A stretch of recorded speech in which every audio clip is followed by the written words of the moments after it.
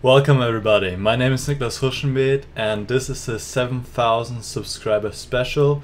I have the board up already, I have an opponent, so I'm pretty much ready to go. Before I start, maybe a few words. Please mostly challenge me for 3-minute games or 3 minute plus 1 seconds. But I do want to play some blindfold games, and I do want to play them early while I'm still fresh and I'm still able to calculate and play good chess, or rather play blindfold. So I think after this one I will accept some 5-minute games, so you can send me some 5-minute challenges here and then we'll try if I can play some blindfold. Anybody can challenge, you don't have to be a premium member.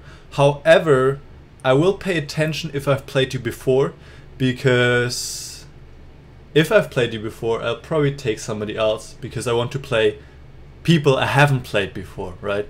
So I want to give people a chance who have not played me before. Alright, before we start, I'll just check the chat and if you can hear me and see me, but that should be fine. Yeah, and then we can start against alekinin from Spain. I'll play 1 e4, and there we go. Just to give you a rough idea, I'll play for maybe 3-4 hours. I won't play 72 hours, that's for sure. But I do want to play a little bit and play as many people as I can. So let's hope alekinin is here and that he will play his first move, because otherwise I have to abort.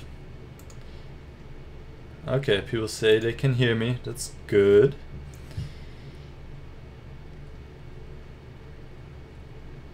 Well, it seems that alekinin is not here, so maybe we'll come back to him later, and I'll take another challenge for now. I'll take the challenge by GM.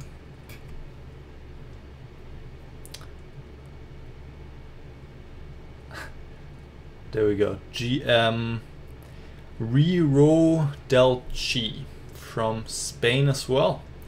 And I think it's loading a little bit slow right now because I have another browser open, which I will come to later when I do the blindfold. So let's see if this is kind of running smoothly, but maybe otherwise we'll just play the blindfold games and then I'll close my other browser window and hopefully it's gonna get better then.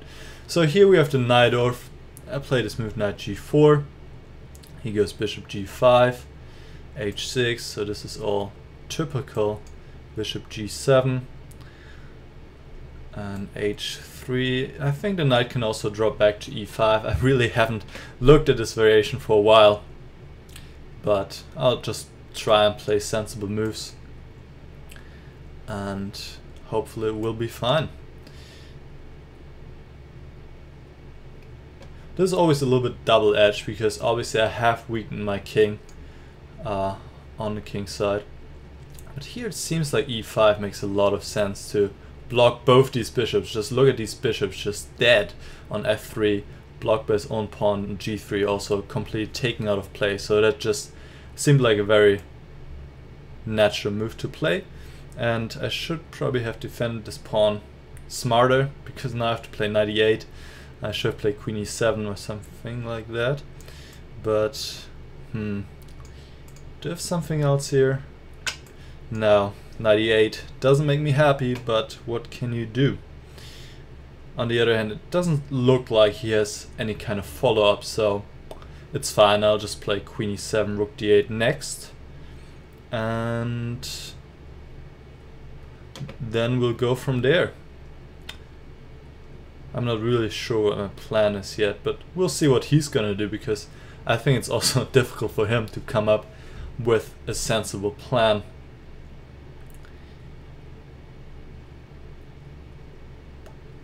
And he's taking a little think, plays knight a4, but I don't know where he's going, so I'll just put my queen on c7.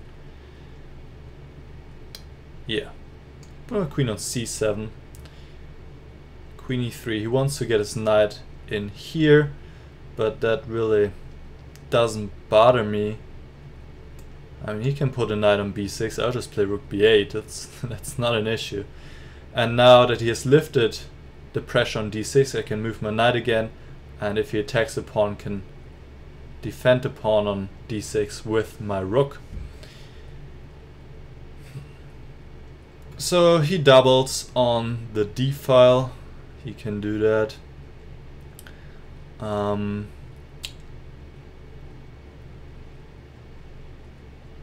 I'll play rook here.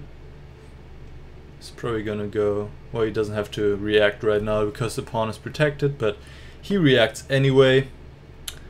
And I'll put my rook on b4 just because it looks pretty. Knight c3.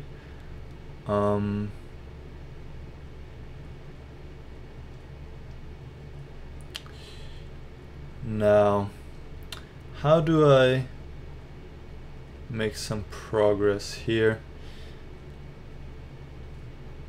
Okay, let's play rook d4. Let's exchange one pair of rooks. He cannot take, hopefully, because of knight d5 in the end. So I've taken one pair off, so there's less pressure. Still the question is, how do I play on? Okay, I'll play knight d7.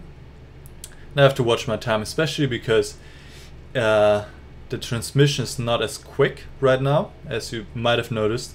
I do want to make sure I don't lose on time, because that would be unfortunate for my first game. So can't do that. Don't want to do that, rather. And still, his bishops are kind of out of play here. He might play bishop g4. He wants to prepare that. Okay, I don't want him to play bishop g4, so I play knight f6.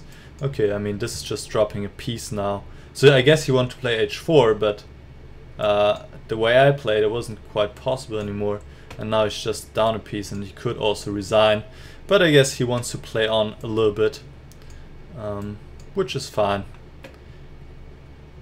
It's just annoying for me, because now I have to show that I will be able to win this within my 44 seconds. He offers a draw, which is of course a joke, since he's down a pawn. What am I saying? Down a piece. He's down a piece. That's much more significant. But he plays quick, I have to give him that. So plays really quick, actually. He knows that his only chance is to win on time, and c3 was quite a good move, but anyway. Okay.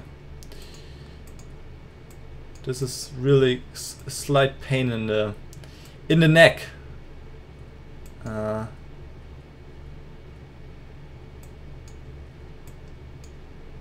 Okay, time to make some pre-moves here and win this. Oh my god, now I blundered my...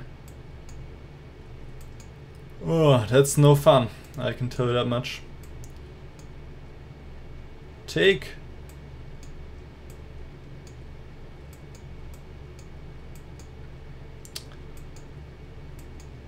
You gotta be kidding me.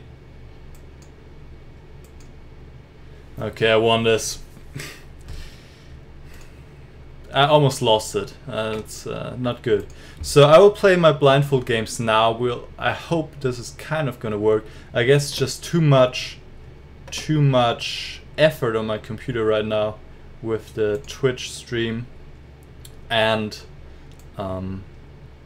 also having several windows open, several browser windows. So, alright. So let's do this and let's see if this works out with the blindfold game. But if it's also not going to be smooth, it's slightly annoying, so we'll see how many I'm willing to do. So I have to switch to this view. There we go, and I have to switch off my board. hide all pieces. He played d4 and that's it. So above me you see the board that I'm actually seeing, and then of course otherwise would be maybe a little bit difficult to follow. I also have the board with the pieces on it, but I don't see it. I mean, you don't have to believe me that part, but as soon as I'll start blundering pieces, you'll know that I'm actually seeing a blind that I don't see any pieces. So we have a Nimzo Indian here. Play bishop b4, he plays e3, I'll go b6, so it's the Rubinstein variation. Plays knight f3, which I think transposes. I think I can go knight e4 here. Queen c2, bishop b7. I think bishop e2 is also possible. Castle. I guess I gotta take on c3 now. And probably play d6. Not too much going on. It's the typical Nimzo Indian structure with the two with the double pawns on the c file, and quite easy to play. I play knight d7, f5, and so on and so forth. Let's check out the chat. Yeah, for full screen, unfortunately, you need to go to Twitch. Yeah, it's unfortunate they don't. So you have to click somewhere to get to Twitch, and I have to actually pay attention to position, because otherwise I'll just lose track and just lose horribly. So actually I was just cheating because I looked at a position through the chat, but that wasn't intended. So let's see what's up. Rook d1. Okay, so I go f5. And I hope maybe to launch an attack. Sometimes, if you're lucky, you can do stuff like rook f6, rook h6, and knight g5, and checkmate. But well, I don't know if I'll be able to do this in this game.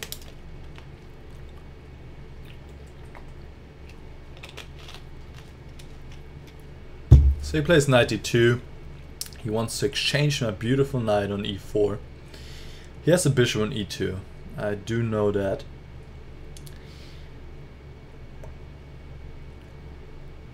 I could play knight g5. It probably doesn't make a lot of sense. Could play queen g5, but then he probably just plays bishop f3. And on bishop f3 I have knight takes d2. So let's try queen g5. Very, very simple, threatening knight takes d2 and queen takes g2 checkmate. And bishop f3, I was hoping if knight takes d2, but here's bishop takes b7, knight takes f1, bishop takes a8, but then I should have knight takes e3, and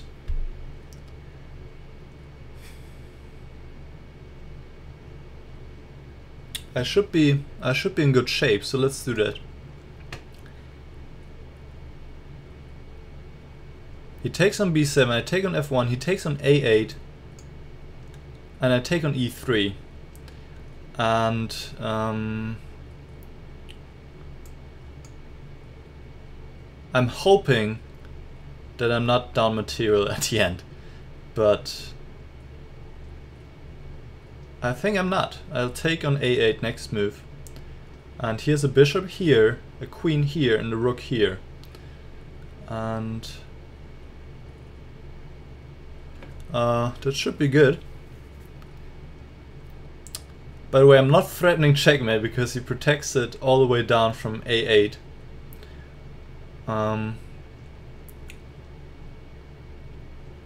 So not threatening checkmate.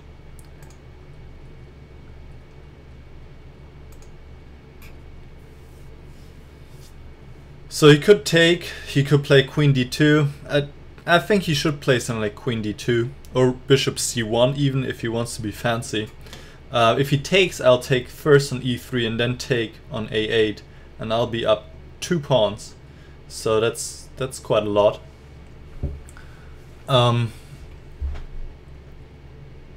Yeah, so he takes. Okay, I'll take, check, queen f2. So I could take on c3, but this is like tempting my luck. Then he plays bishop b2. So I guess I exchange queens and take on a8. And I'm 2 pawns up. Now I just have to convert. But that shouldn't be too hard. I mean, there are not too many pieces left. I know where all the pieces are, so c5, he goes for the break. Okay, I guess, what do? I could just be cool and just play knight f6 and just ignore it completely, because this pawn is indirectly defended because of knight e4 check. And then I would take the bishop on d6. He plays rook d3, protects the pawn c3. Okay, I'll just give a check for now, then take on c5 and then play rook b8. I actually... Wait, where did he go with his king? No, I didn't see it. Did he go to e1? I think he went to e1.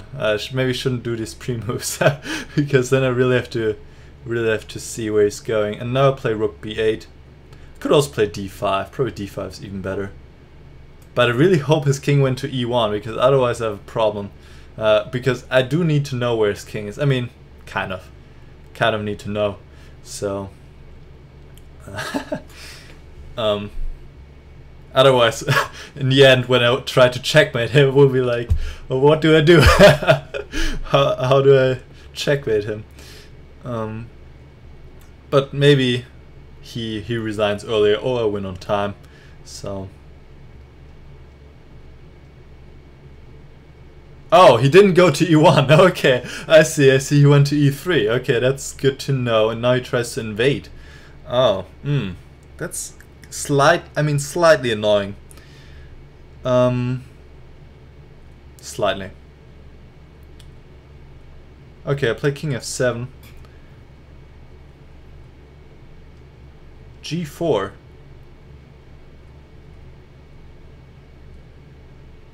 I think knight f2 is a good move. And I attack the rook on d3 and attack the pawn on g4.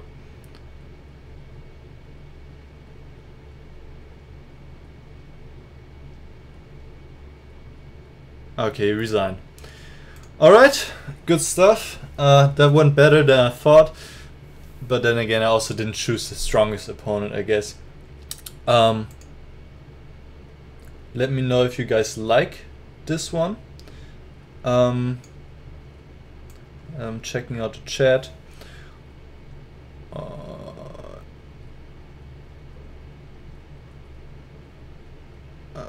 Okay, I'll play some more. I think they went pretty well. So I'll play some more of this. And let's play against SchachHeini.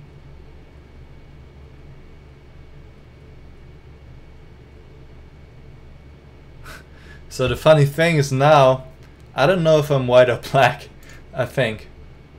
Or do I? Oh no, I'm black. I can see by the coordinates. Okay, otherwise would have been interesting. Okay, he starts with g3. I don't know how to react to that, honestly. I'll just...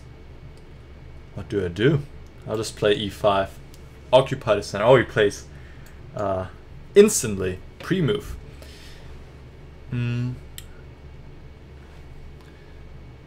So...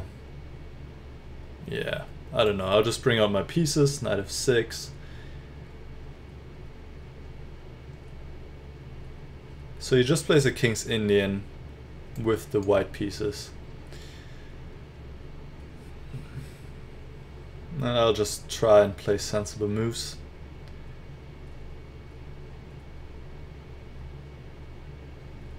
Kind of. Okay.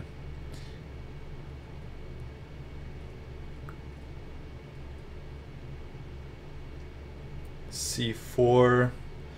Okay, I'll just protect this with c6.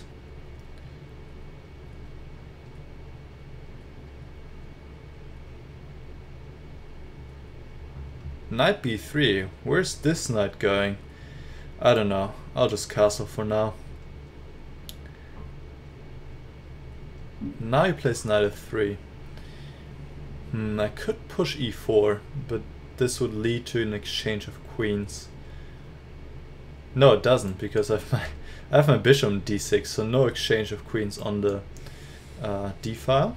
So I'll go e4. Usually if it's sensible and you don't lose a pawn if you play e4, I think in this kind of position makes a lot of sense.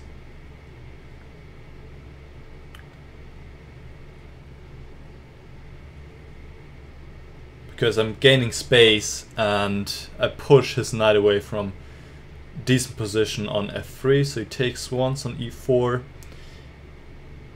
Could have also taken on c4, by the way, but probably not too great. He just goes back to d2.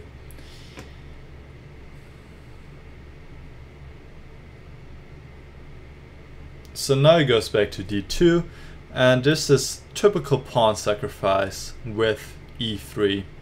And I'm pondering if I should play this right now. And I think I should. So he takes on e3 and I play knight g4. And if he moves his knight and then I have bishop b4, and that would be really nasty for him. So I'm hoping for this actually. So if he goes knight f3 now, bishop b4 would pose him huge problems.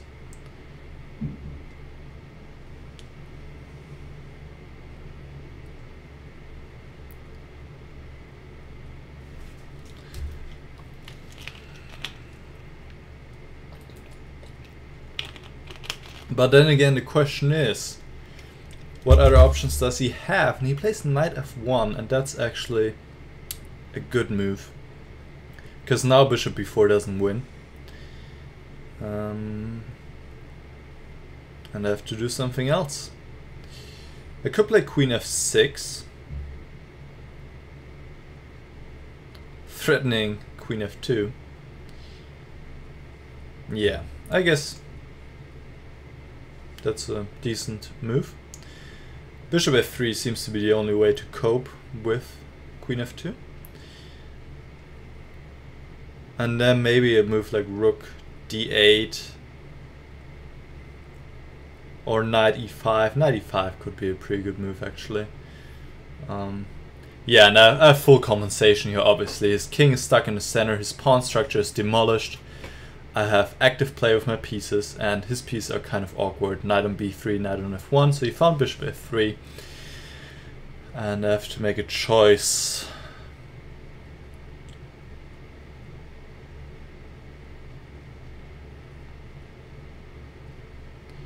Rook d8 also looks pretty nice. Just threaten something, you know, bishop b4. If he goes queen c2, I can play bishop f5, or maybe then knight e5.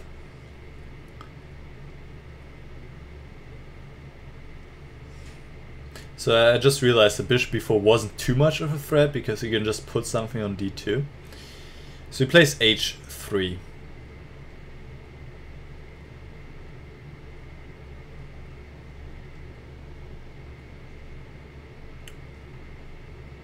Attacking my knight on g4. Oh, but I can take on g3. I can take on g3. Yeah, that's not bishop b4, but bishop takes g3. And then take on d1, then follow with knight f2, and everything is falling apart. Hopefully, unless I blundered and missed something. But I don't think so. So, yeah, I took on d1, he took back, I play knight f2, and I take on h1. And he resigned. Alright, this is going fairly decent, I would say. So let's go to the next game. I think I'll play some more until I'm like, I don't know, until I'm losing, I guess, or until I blunder queens. By the way, there's a very memorable game or video where Jan Gustafsson and I played a blindfold together, but it was a little different. We put an something around our eyes so we couldn't see, and we played together. Jan blundered his queen in one move. It was hilarious. It was truly hilarious. Okay, so here we have the O'Kelly defense. He played a6, so general rule is if black plays a6, you don't want to go d4 because this is exactly what he wants. And I don't know what he wants here. It kind of transposed to French. He played d5. I guess I'll take that. I could play e5, but I'm not a huge fan of those kind of positions, so I'll take, and once again try to play sensible moves. Bishop d3. And I see I've spent a lot of time talking about this clip in which Jan blunders a queen.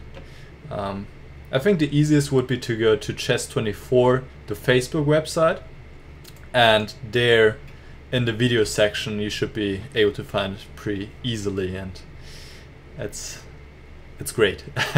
Can only recommend. So he plays bishop e7. You always want to wait until black moves his bishop and then you take on c5, so he loses the tempo. So he's taken back immediately. Now I can give a check. And did he put his knight to c6 already? Honestly, I'm not sure. It would be good to know if he did. So a6. Ah man, I gotta think about this later maybe. Okay, I'll put my bishop to g5. Knight to d2. Maybe he's just gonna play knight c6 now, or... Yeah, okay, so he puts the knight to c6 now, that makes sense. So bishop g4 is sometimes annoying, so I might play h3 here. I could also play queen c2. Queen c2, then he plays h6. Okay, I'll go h3. Because queen c2, h6, and then he will play bishop g4. And now he's kind of lacking a nice square for his bishop. Yeah, bishop, he can put on e6. Actually, it's becoming a target pretty soon, because I want to put a knight on d4 anyway. So then he has to obviously move it again, because he can't allow me taking on e6.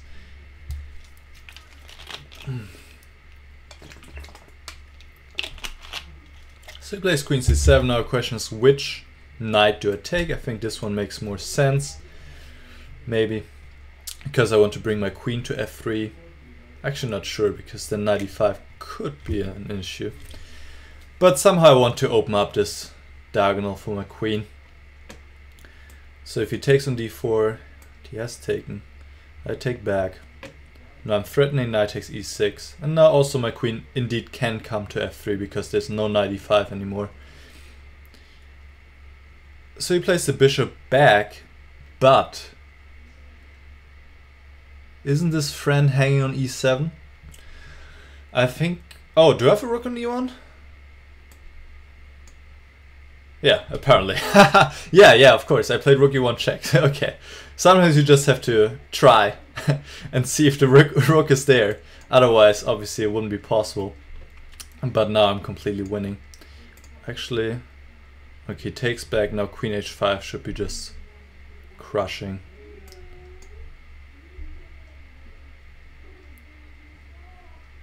And queen takes h7 is the checkmate threat, which is difficult to cope with. He could play f5, but let's be honest, that's not gonna help really.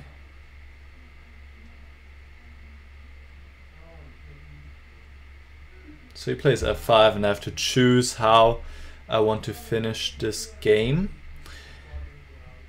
I'll just take knight takes f5.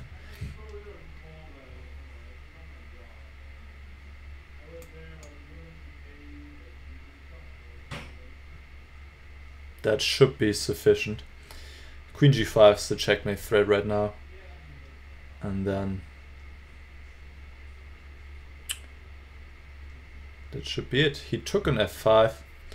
Now I'll just take back. I could take his queen on c7, but I want to be cool, so I'll just take the bishop and once again threaten checkmate on h7.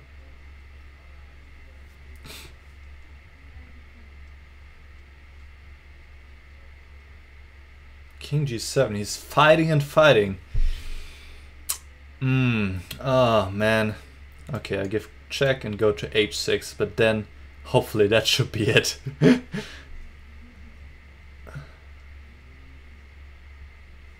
That should be it now. Yes, and he resigned. Well, thanks to Georg 2004. Thanks for the game, and we'll keep moving.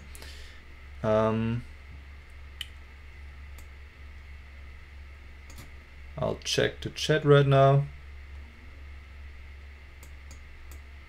Alright.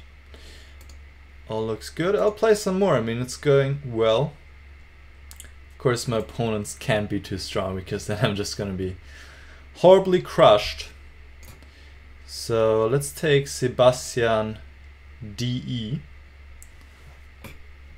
But I think it's going pretty well. You can tell me what you like of this design. I put actually a lot of time into putting this together, and I actually asked a friend of mine who studied graphic design to help me with it. So I think it's pretty good, but obviously if you have suggestions for improvement, you can let me know. Would be appreciated. So we have a Caro-Kann. And I'll play the advanced variation. And he goes for e6. Yeah. Okay, I'll just play normal, knight f3. Bishop e4 check. Okay, I'll just go c3.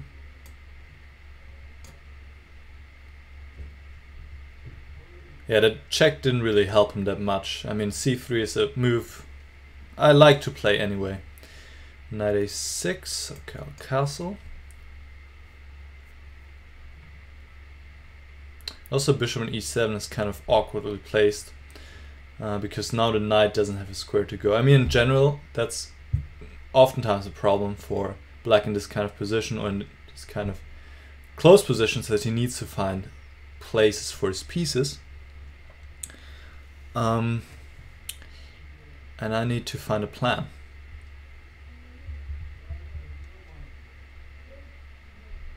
I do want to initiate some kind of attack, so I just have to figure out how. Knight can't go to g5 right now.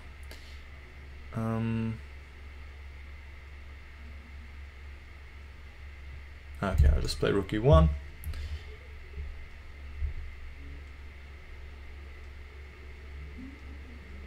Sometimes there's this plan to play queen d2, queen f4. So it seems he wants to prepare queenside castle. In that case, I'll just play a4, just to hint at the idea of playing a5. And maybe causing some troubles on the queen side.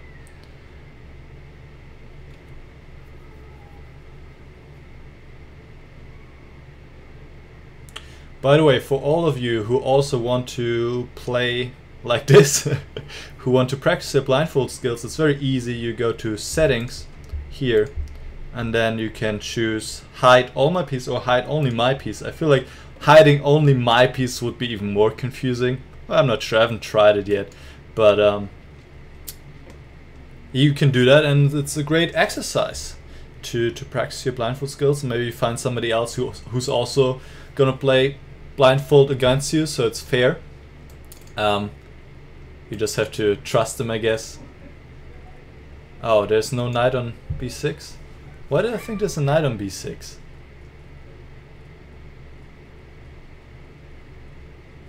Why did I think that? Anyway, okay, this is slightly disturbing. Wait, where does... Oh, the knight went to a6. The knight went to a6. Oh. Okay, in that case... in that case... I don't know what I'm gonna do now. I'm shocked. I'm utterly confused. But I'll just pretend like nothing happened, and I really have to keep my game together here, because I'm losing track a little bit. Well, I think I got most of his pieces right. Bishop here, pawn here, queen here, king, rook, Knight on g8. I think I got it. Just a knight on a6. I thought it was in b6. Yeah, how would it get there? So he takes on a5. That's very brave, I would say. But on the other hand, no risk, no winning, I guess. No fun. But I'm pretty sure he won't have fun here. But I mean, he's up a pawn, so it's nice. Now I'm threatening knight b5, probably. Attacking a queen, so he takes on d4. And I could play knight b5 now. Yeah. Let's just play it now. Let's get out of the way, attack his queen. And the queen doesn't have many squares, actually. I'm noticing right now it only has a square on b6. And then I'll just take on d4 in some way or the other.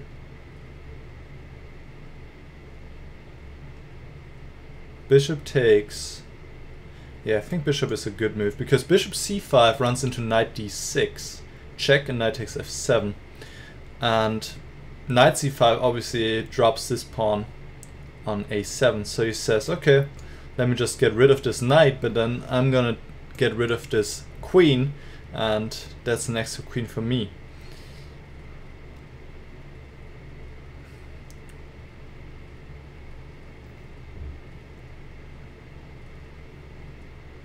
Knight c7, and now I just have to launch a deadly attack against his king. Knight d4 maybe, for starters, protecting a bishop on b5.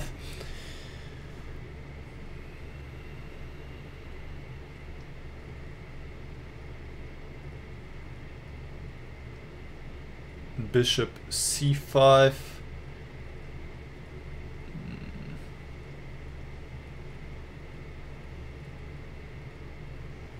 What do I do here? Just queen b3 maybe.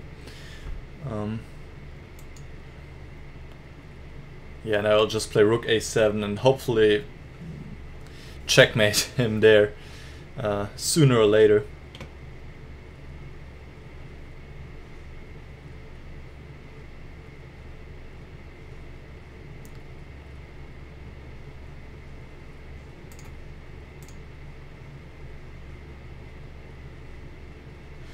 In the Twitch chat, people are asking if this is an American flag bed covers, and yes, it is. Isn't that great? I'm a true American.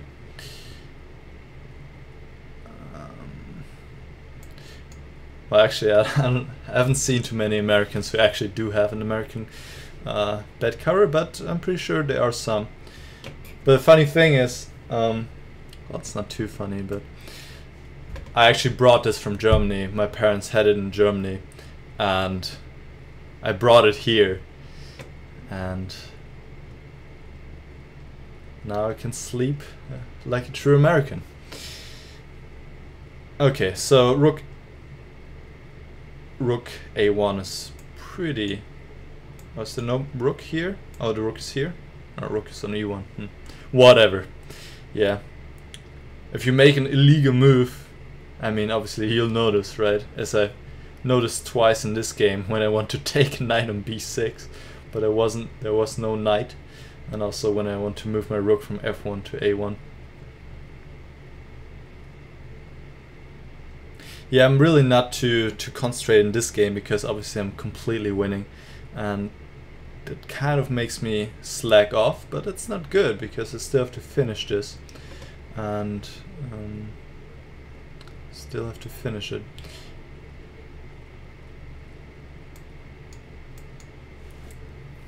So he wants to escape via d7. So I play knight d6. If he takes with the rook, I play rook a8 and rook takes h8. If he doesn't take, I'll play queen takes b6. Right now I'm hitting his knight on e7.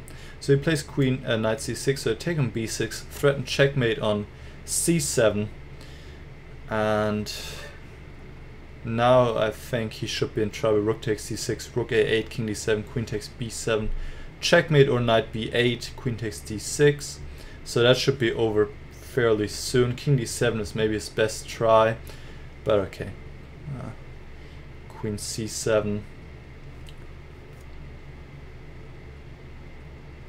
That's kind of a weird move. Okay, before I could checkmate him, he resigned. Okay, how about that? I'll play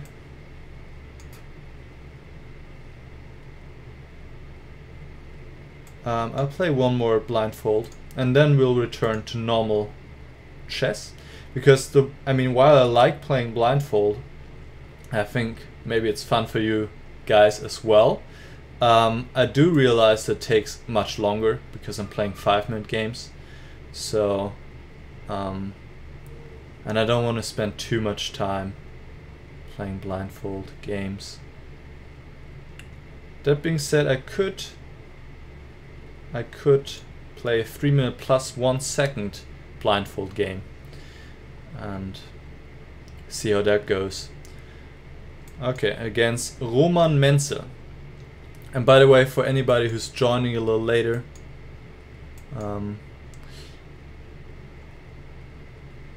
yeah, this is my blindfold play, obviously, as you can tell. The board I see in front of me is right above me, and this will be my last game, and then I'll mostly play 3-minute and 3+1. So if you guys can challenge me for that. And I see alekinin, who has challenged me again, and I'll get to you, don't worry, but you have to be a little patient because, well, there are other people waiting too. So he plays really quick and I have to pay attention. Queen d3, I'll play f5, and he castles, and yeah, he plays really quick. That's kind of annoying. So I'll go f4 followed by bishop f5.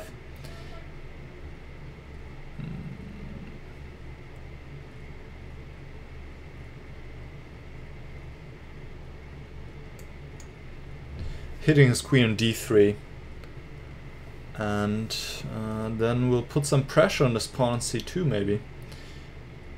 Also finish my development. I could play a5, a4. A lot of attractive options here. Obviously something did go not perfect for white, so I play knight d7, threaten rook c8. And rook c8 is a strong threat, and I think he's in trouble here. But he still has bishop takes f5 and bishop e6 check. Too bad. Well, he misses that. That was definitely his best try. Bishop takes f5, rook takes c3, and bishop e6, because now I take on d3, his pawn is pinned, and that means he's down a bishop. I threaten to take on c2. And I do take on c2. And I take on d1 as well. And I'm up a rook. And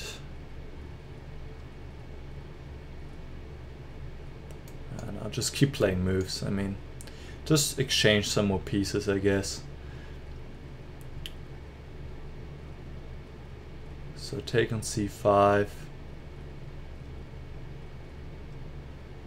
Right. Well, he's helping me out. That's nice. He's helping me out to exchange pieces. That's very kind.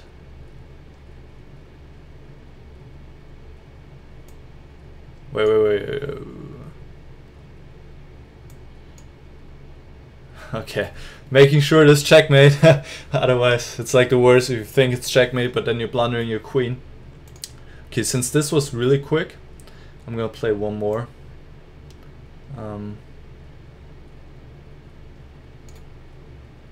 Against TheTerminator. And by the way, I see some people in the list that I've played before, and my policy regarding that is that I first play only people I haven't played before, obviously, because I want to be fair, and also maybe I want to give those people who subscribe to me, the last 1,000 subscribers, I also want to give them a chance to play me maybe. It's always difficult to say how many people here are actually all subscribers, but I think a decent amount. And after all, this is to celebrate my reaching 7,000 subscribers. Alright, Terminator. Let's see if you'll terminate me.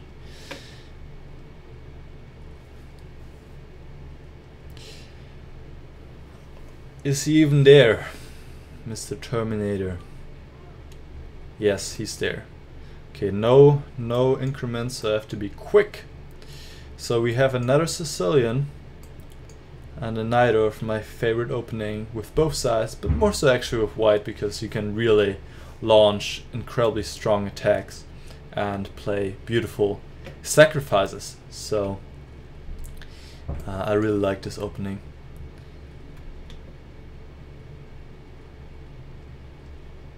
So this is actually the old main line, bishop e7, queen c7, and there's a lot of theory and a lot of analyzed variations, and this move is surprising. Because e5 is hitting his rook.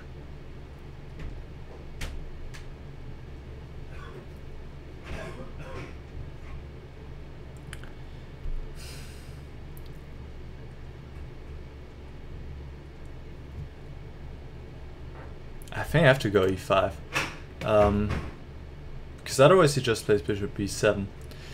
Okay, but now he takes and my knight on d4 is hanging by his queen.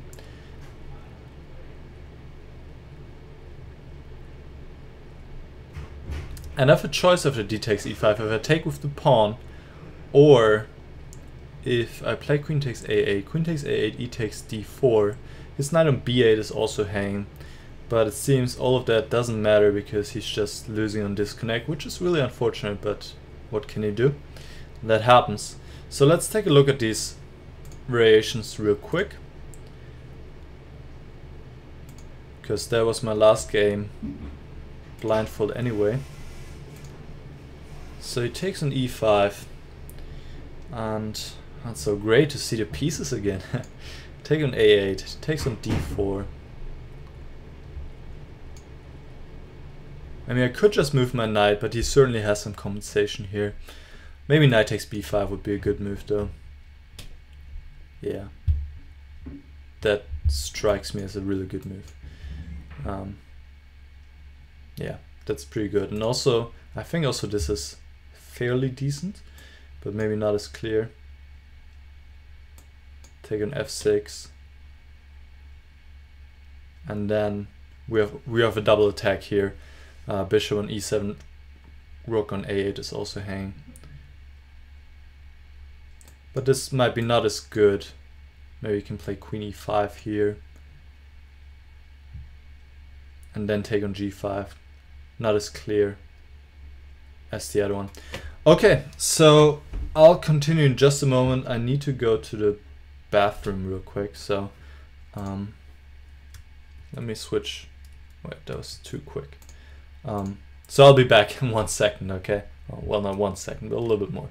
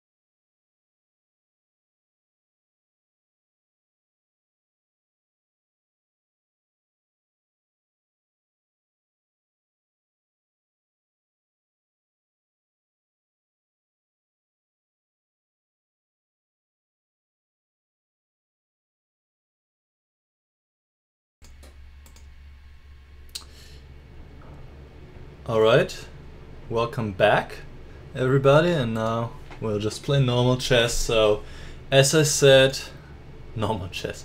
As I said, 3 minute and 3+1 is preferred, and also I will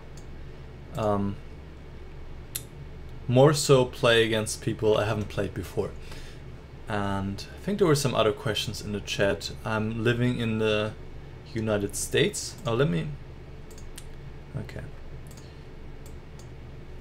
Living in the United States, in Baltimore. Just going to UMBC. That's University of Maryland, Baltimore County. And I'm almost done with my studies here. It's my second to last semester. And the semester is actually going to be over in 1 week. So I'm pretty much done. Okay, what do we have here? We have an Marochi kind of structure. Yeah, not too exciting.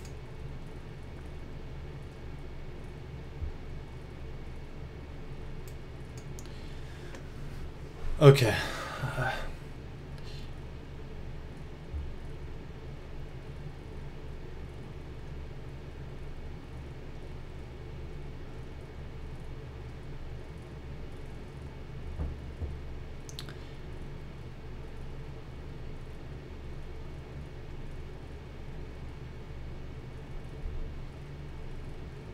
Okay, I think usually there's this idea. Oh, I can play.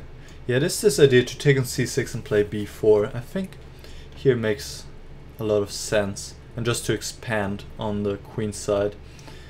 And usually he wants to go b5, but here I think I can just take. And otherwise b5 is a threat.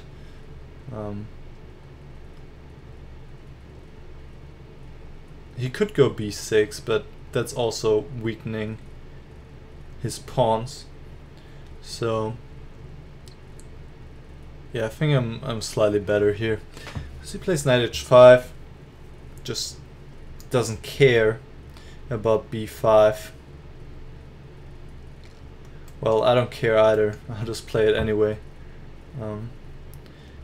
And now put my knight on d5. That looks like a decent idea. Threatening bishop b6.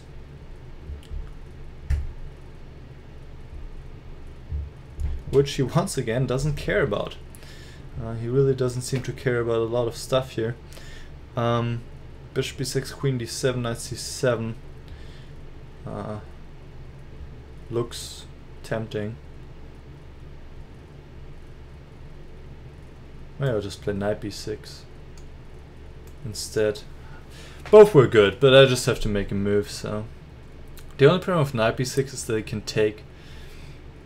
Okay, or not take. And play knight f4.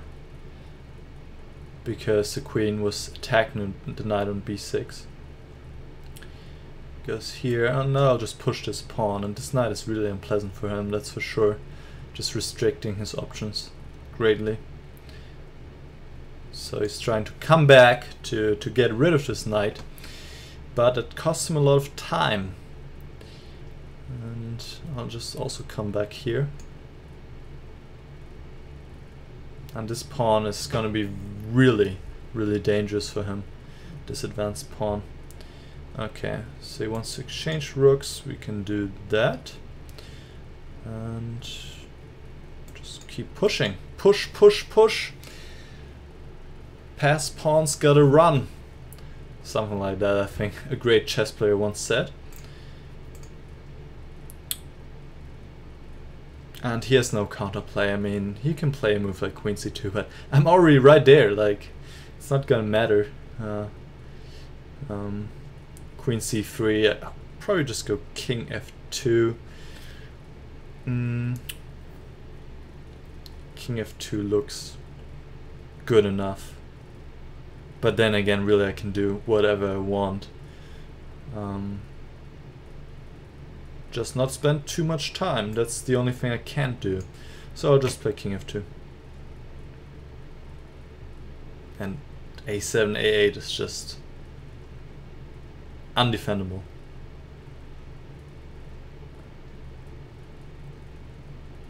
Undefendable. Queen a1. Yeah, but that just doesn't change anything. I hope I'm not missing some last trick, but I don't think so. a8 is unpreventable. Knight b6. Okay. Just take.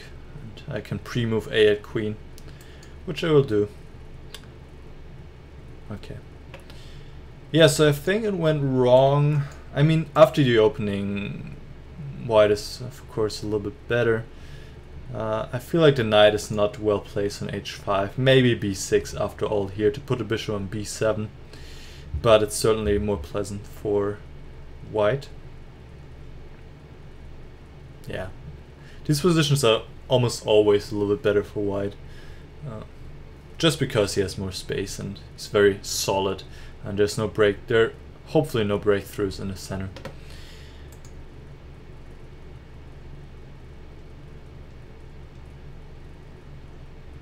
Alright, I play against DarthJanis. It's actually a play I know, so that's always adding a little spark to it. Janis Wepner from Germany. But I haven't played against him on here. I'm not sure if you played before ever, so we'll see. So I play bishop b5 to mix up a little bit, so it's not always the same boring stuff.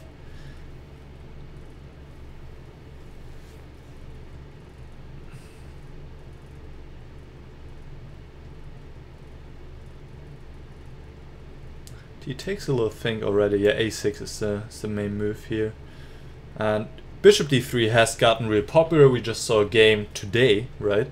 Between Carlsen and Krishuk. But I like this variation as well. It's kind of boring, but it's easy to play. So I like that. And actually I noticed instead of castling, the right way is to go knight c3, because then you have the additional option of castling queenside. So I messed that up, but it's okay.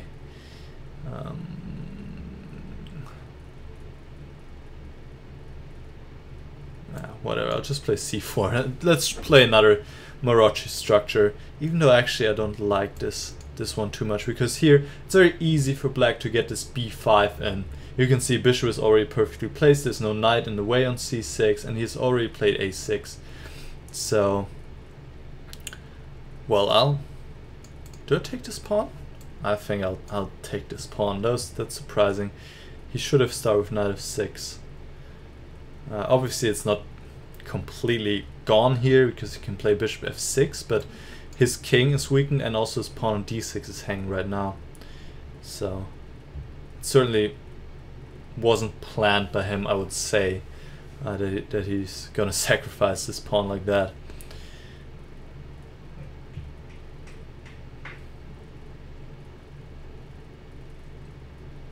So you can take on c3, but then he's certainly be weak on the dark squares. He could take on c4 and then gonna take on d6.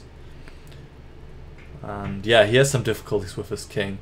So he plays queen b6. I'll just play bishop e3 also is nice, but rook d1. Why not increase the pressure on d6 after all? Also bishop f4, but I don't want to give him this pawn just like that on b2.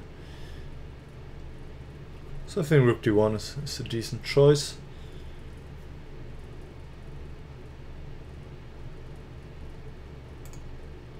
Oh, excuse me. I thought there was still the chat, the Twitch chat, but I closed everything because I want to make sure it's going smoothly. But now bishop f4 seems to be really unpleasant. I mean, how is he going to defend this? Rook c6?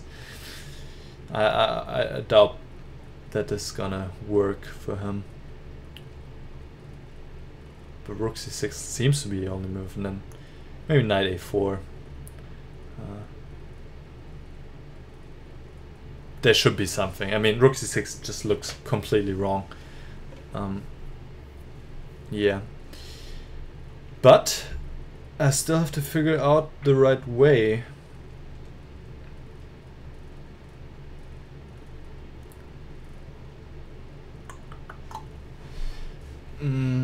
Yeah.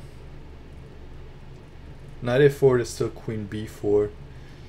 To my great regret.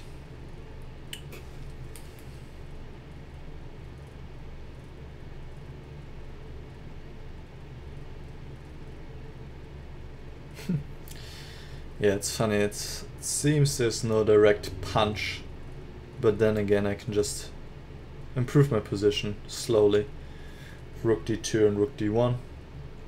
And he never wants to play e5, obviously, because of the square on d5. Okay, some desperate measures here. I could even play bishop takes d6 and e5 now, but it seems not necessary. Maybe knight h6 is slightly annoying now.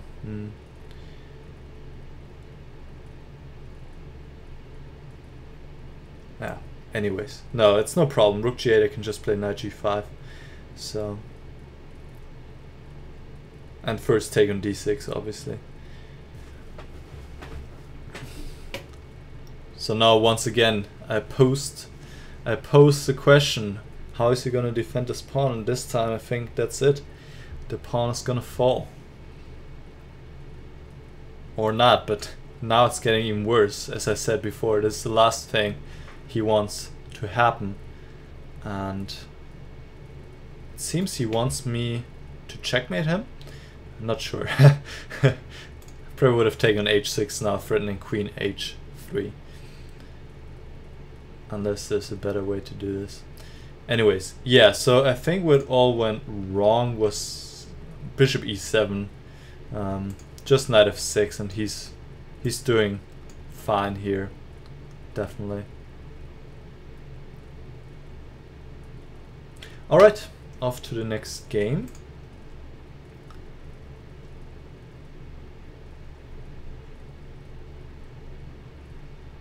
And I'll play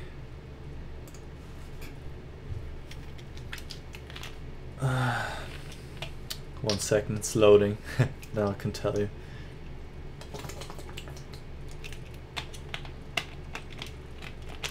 IchingSebastianQuares. Probably pronounce it horribly. Another e4 game? Yeah, let's go e4.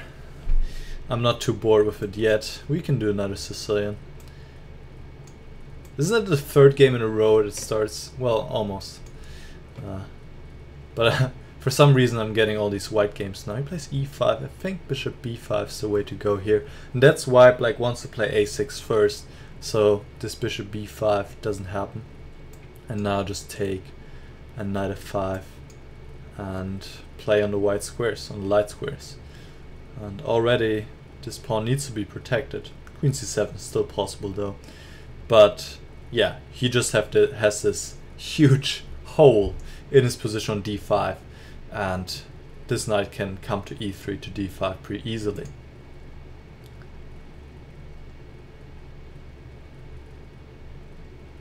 So people are saying that they cannot go back in the Twitch video. I think that's true. I think you might need to wait until the video is over, until the live stream is over, to go back. I know that's kind of annoying for all the people who are playing me and maybe would like to hear my comments, but that's just how it is with Twitch. I will upload this to YouTube though, so by tomorrow it should be up. Also, I will put in the description all my opponents and the time I played them, so you can, if you played me, you can easily find it and go to the point in time in the video to watch that. And the full screen option is not defect. I think it's just not possible with Twitch, if Twitch is embedded somewhere, and I know that's annoying, but well, that's just how it is. So if you want to see it full screen, you need to click on the Twitch somewhere. Somewhere on the video you can click and it leads you to my Twitch channel, and there you can do it full screen. So I'm sorry about that, but it's just how Twitch is doing it, I guess, apparently, which is unfortunate.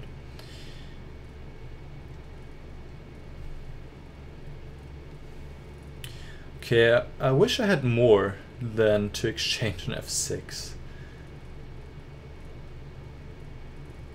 But it doesn't look like I have anything here.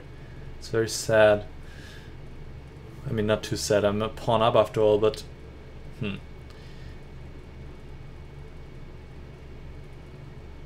I don't see anything. If I go away, it just takes on e4, so I'll just take. I guess I have to take again.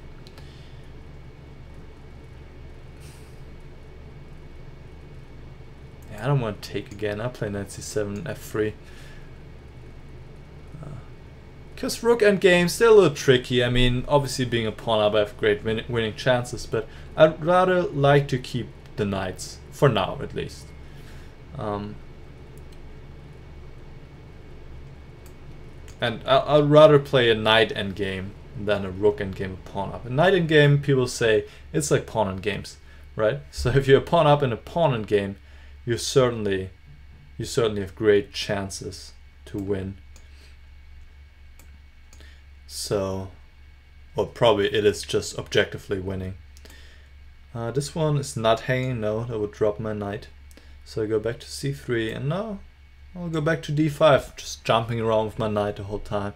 Guess I can play knight b6, so it wasn't that great, but okay, place this one. Now I'll play rook d1. And king c5. This is asking for knight f6. And now we'll get this pawn endgame that I was talking about, and this is just completely winning since I'm up a pawn. So okay, I guess I'll just push my pawn. Well, let's go with the king first. Don't want to mess up. But I think it's pretty difficult to mess up, in fact.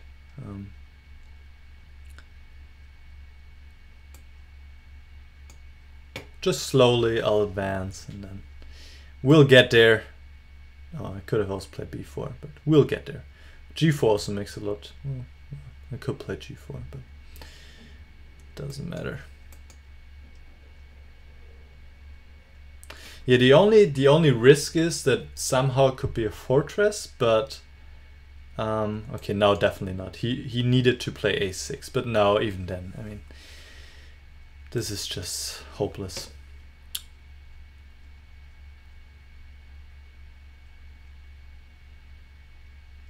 Okay, now I'll play g4. I keep one extra tempo here. Not that I need it, but just why not?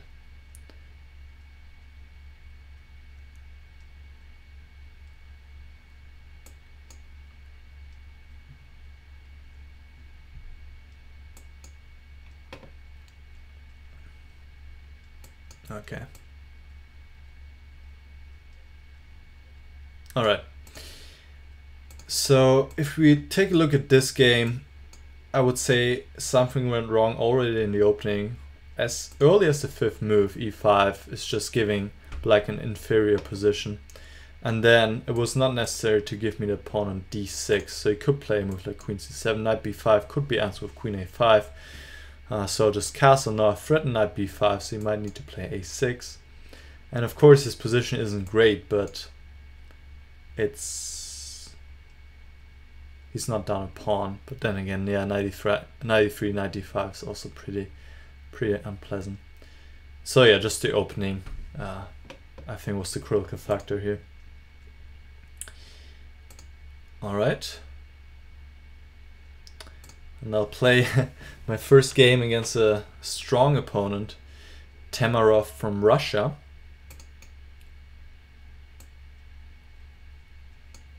and we're ready to go. Okay, so first time e5. Let's see what I want to do here. I like to play the Vienna game recently. I don't know why, but I just like to play. It's really easy to play, and usually I'm able to surprise my opponents a little bit because it's not that common. But I think it's a pretty decent choice, in fact. And it can give white a little edge. And you can see he's already spending some time on the first moves, so that's helpful. Actually, knight goes to f3. Oh my. Knight goes to f3. Knight is just completely misplaced on e2, obviously. Yeah. Well, too late. Too late. He's choosing a surprisingly ambitious plan here. Castling queenside, bishop d5 is a good move. Yeah, this knight, oh my god. What have I done? What do I do with this knight? Probably have to go knight g1. h5. So he wants to play h4 and I want to play g4 in response. So he plays it anyway. But if he goes f5, I want to go knight g1 now. And I can take with the queen on g4. And at least I have some play on the light squares. Queen d5, I have queen f3, so that's fine. Place this one. Yeah, I would really like to take the queens off because my king is obviously weaker than his king. But I don't really know how to. So maybe I should close it with g5. e4 is e4? No, e4 is d4.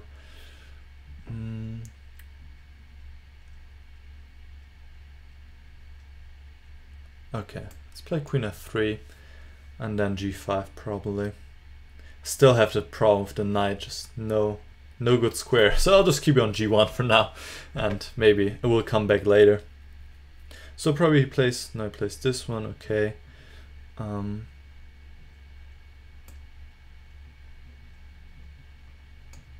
I'll exchange bishops. At least I'll try to. Yeah, I don't really have a good plan.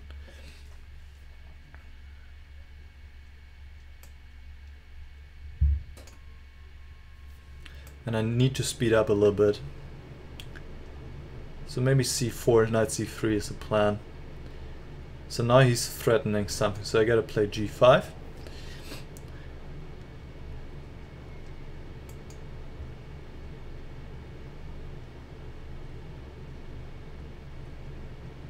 Yeah, c4, knight c3 seems to be a reasonable idea. He wants to go e4 apparently.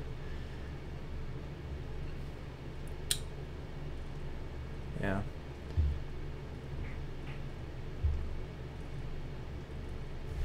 That is a good idea.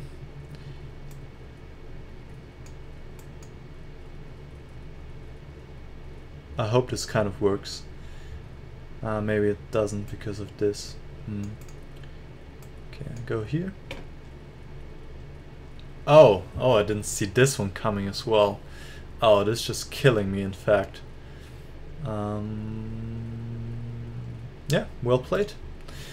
Just one miss and that's it. F4 and e4 suddenly, yeah. Yeah, but my position was probably not too good anyway. e4 is annoying. My queen doesn't have a lot of good squares to go to. Maybe I should take on b6 and play, I don't know, queen e3. It all started early when I put this knight on e2 and I never recovered. Yeah, probably should do something like this. Now if e4, I can go d4. But still, it's just not good with the open king, so could be much better here. Okay. Alright, so I'll play against pokemonisfun. I think he's been waiting for a long time. It's unfortunate. I really want to do one special at some point where I don't lose a game, but it's not gonna be this one. And I have to be honest, I haven't played much recently. I've been just doing other stuff, like studying for exams. So I'm not that fresh, maybe, than I would be otherwise. Just finding excuses now for that pretty pathetic game, losing 20 moves with white pieces, but well, it happens. And my opponent is choosing an interesting setup here, and I just want to mix it up, so I start with b3. Not that I know much about this opening or what I'm supposed to do here, but it's just something different, so that was the whole point. But now that I look at it, looks pretty reasonable what he did. Looks like a really, really solid setup. So that works. I feel like always in these positions you just go d4 and e4 and then just claim like the tiniest advantage and then try to do something. That's why I don't like to play these kind of positions, because it's just so boring. Now we have this kind of Rubinstein structure, and it's super difficult to break through, and black's always on the verge of equality, I feel like. Yeah, just not that exciting, but well, I want to mix it up and I did, so goal achieved, kind of, I guess. Okay, let's not exchange queens. That would be too boring. So we'll keep queens. Oh, he's really persistent in his pursuit of exchanging queens. So once again, I'm not gonna exchange queens, but you're welcome to try again. So I'm thinking maybe I can somehow exploit. Oh god, I want to play bishop c1. That's not legal. I want to somehow exploit these weaknesses, because he has moved his pawns a little bit, and that's definitely helpful for me. I think especially move h6 is a move he does not necessarily have to play. He's once again trying to exchange queens, but I'll keep my f4. It's kind of risky. Knight takes g6 also kind of risky, even though could be fun, but maybe not too much.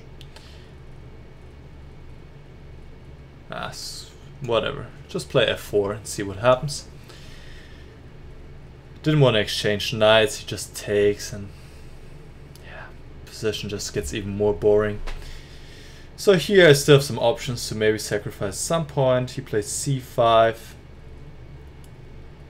which is the move I was afraid of, but I just said whatever, I'll play it anyway.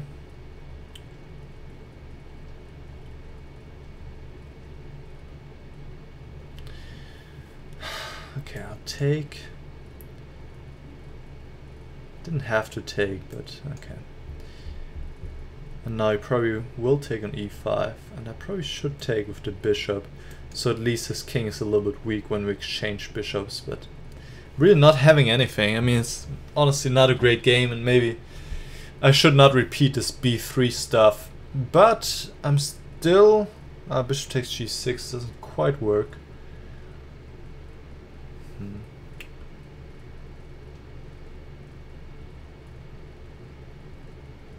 Oh god, I'm also losing on time, and I'm down on time. Gosh, gotta get my stuff together here. I wish bishop takes g6 worked, but he plays queen e7 in the end. I can take on g7, take on e6, but it's just not enough. Queen c6. Okay, let's play h3 for now. Just give me some space, and then play king h2.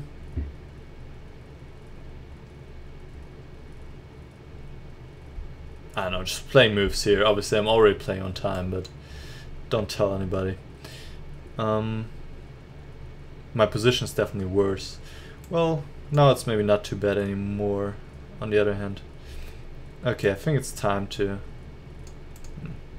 Is it time? Well, maybe rook f1 first. But now I certainly have to go for this. But still not good, it's just not good. Yeah, just takes like this. I have to defend against the checkmate. But at least his king is open, so... Nah, great. I can exchange queens. That's the one and only thing I want to do in this position. That's... Okay, the position should be roughly equal, I guess. But, yeah, it's gonna come down to a time scrim where hopefully we'll win. Really not a great game. I'm sorry for the low quality, but what can you do? Sometimes you gotta play like that too. Oh, blunder your rook the last move and win on time. Yeah, that reminds me why I don't like to play this kind of stuff. Terrible game. Terrible game. He says thanks for what? For playing absolutely mediocre at best. I wonder, I mean, I was better, but it all went to hell at some point. Maybe f4 was too tragical, or here I need a better move than the one I played. Yeah, like this one. Yeah, I mean, oh no, d takes c5 doesn't work. Or does it? It's interesting, at least.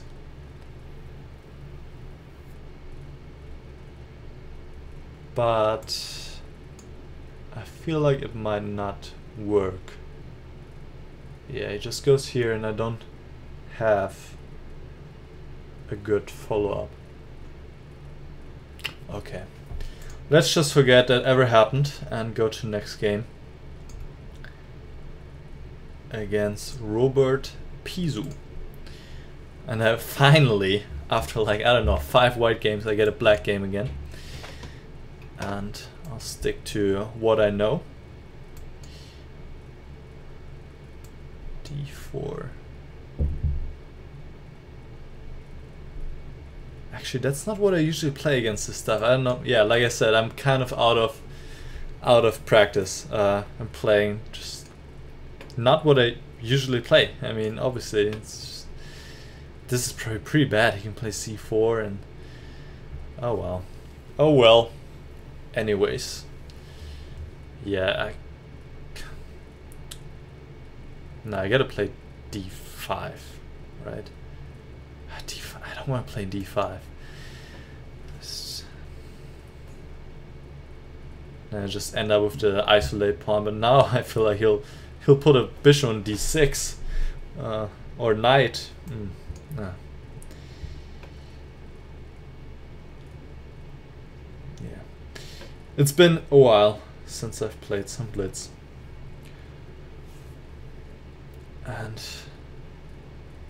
I'm playing too quickly in the opening and just playing not what I usually do. So now knight b5 is getting annoying, so I think I gotta play this, but this is sad at best. Just creating a terrible weakness on d5. Positionally speaking, this is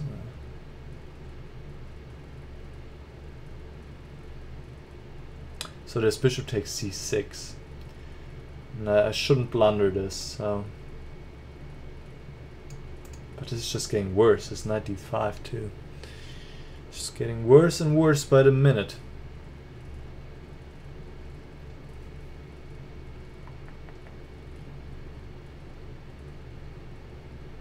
Okay. So, knight d5 f6. Great. Great.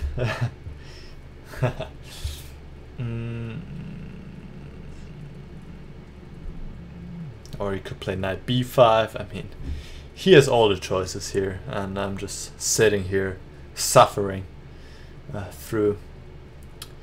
Okay, f6.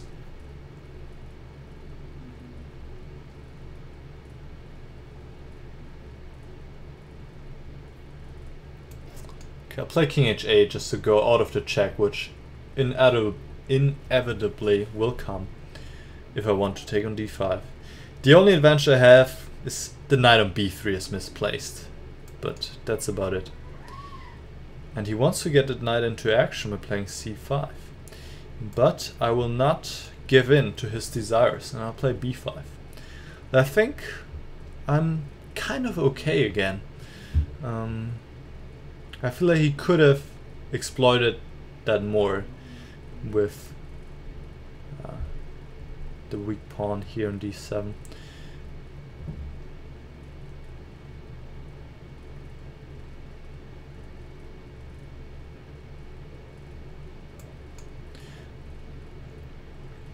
Okay, let's play like this and protect this pawn. Oh, this pawn a5 is hanging.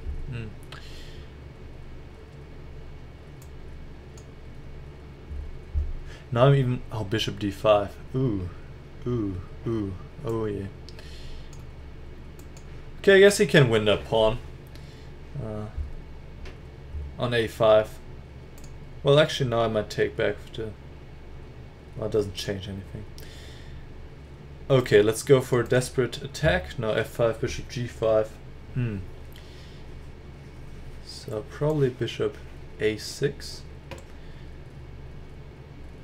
to go knight e7 next move. Yeah, I think it's not too terrible. I mean, it looks really terrible, I know. But, oh, yeah, because I'm blundering a piece. Yeah, maybe that's why. Okay, I'll just play on a little bit because I'm frustrated a lot. And when I'm frustrated, I'm just playing on. Because the second game I'm just plundering material, and that's just really annoying.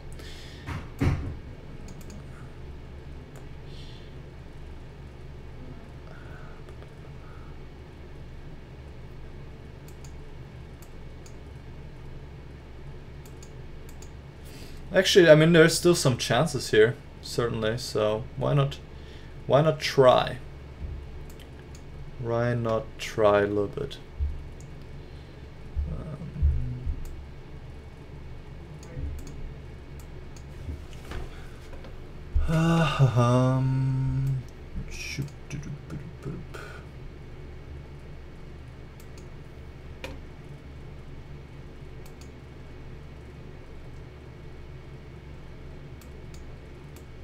He's losing his nerves. Well, kind of.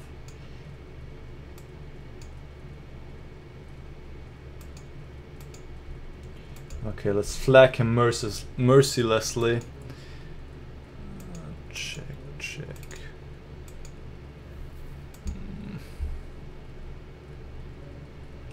Yeah. Sorry, robertpisu.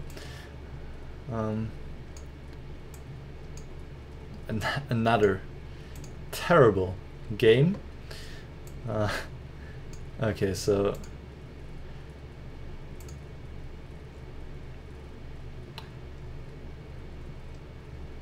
yeah, maybe I should use my other rook. Yeah, of course I should use the f rook.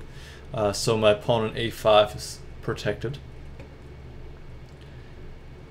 And then if he plays queen d6, well, I can just take and play bishop f8. And yeah, I'm worse, but not by much. And then I should not blunder my bishop on a6.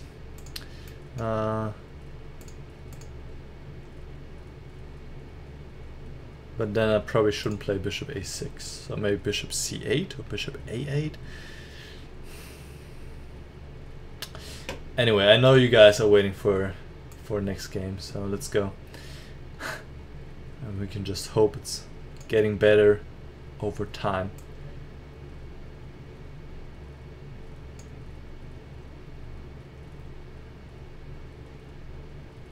Okay. I'll play against Geyer. Geyer 21-16.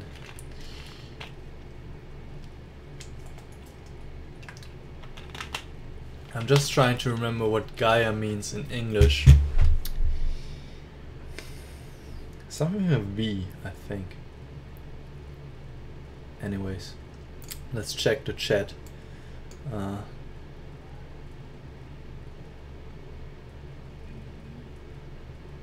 Well, see, people are not roasting me, but not yet. Okay, Gaia, where are you? Starts with a V.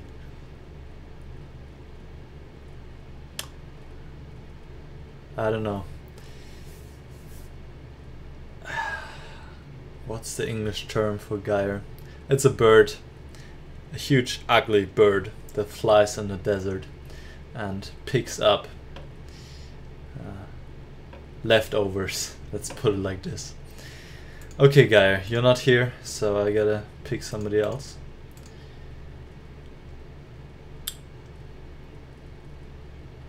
Alright, MuChacha. Paul Armstrong from Germany.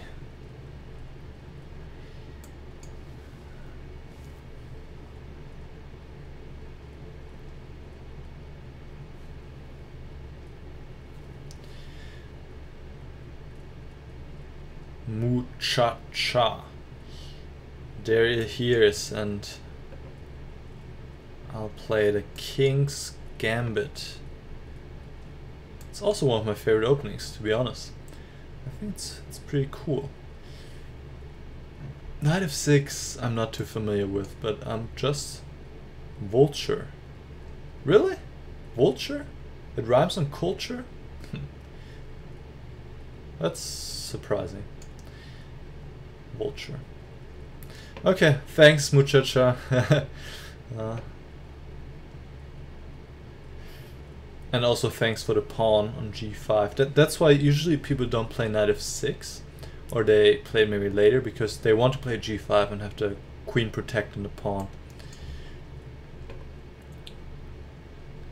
And now, surprisingly, in the King's Gambit, I'm up a pawn after 7 moves, so that went really well. And I'll go for the queenside castle because I want to attack him.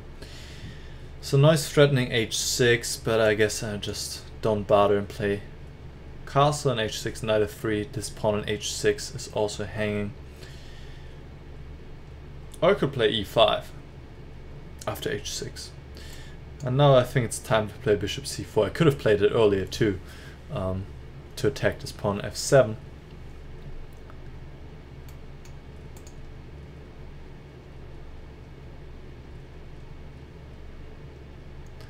And now he plays h6, but now I can just take on f7 and attack his queen, and also prepare a discovered check by moving this knight and giving check with my bishop. The million-dollar question is though, where to give the discovered check?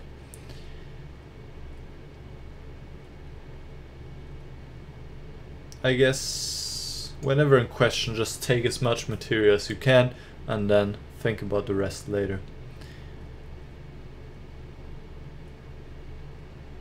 So that's what I'm doing here, clearly taking the pawn and taking the exchange on e8, and just grabbing more stuff on h6.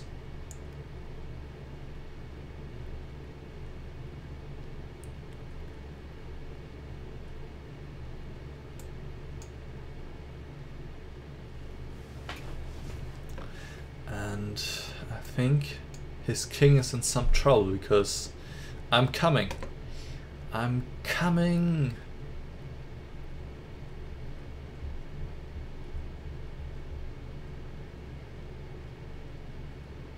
Okay, just take this one. If he takes rook e1,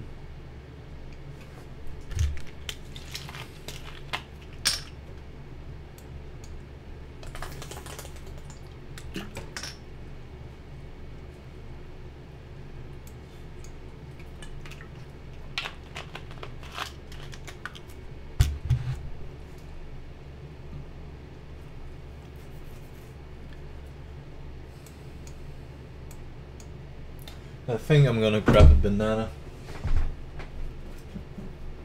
I hope you guys don't mind me eating.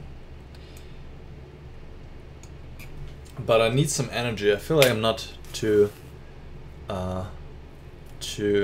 energetic, or not. I don't know.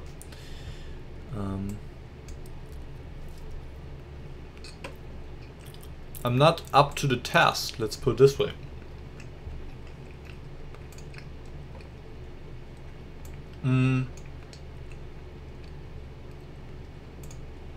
So, I believe knight of 6 is not the way to go. I think d6 and then d4, g5 is a better way.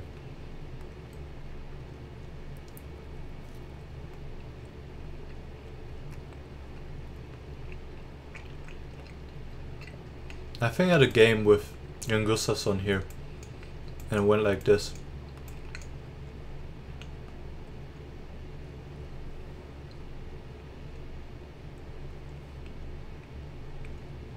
Yeah, and I think that's favorable for white because here black doesn't have a good way to take back because he has queen d4. Okay, anyway, back to the games. I'll play against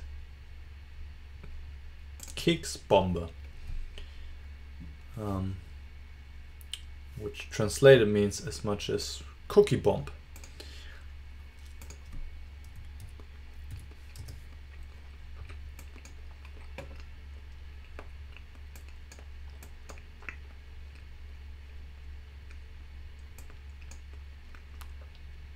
Oh, we have the Keres attack. I like the Keres attack, I gotta be honest with you. It's exact kind of play I prefer, necessarily, and just push your pawns forward, attack, and hopefully checkmate in the process.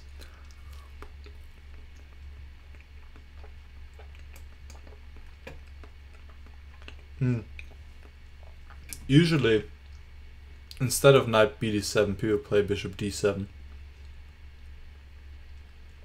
Because it seems to me that here he's already in trouble. That's a good, well, not too much of a save actually, because pawn on g7 is hanging.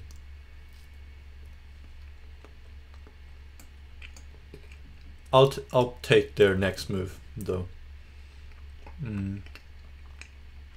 I first want to play this move.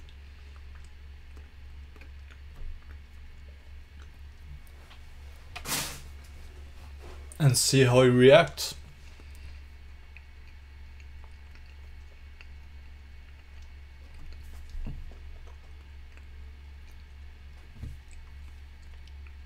Okay.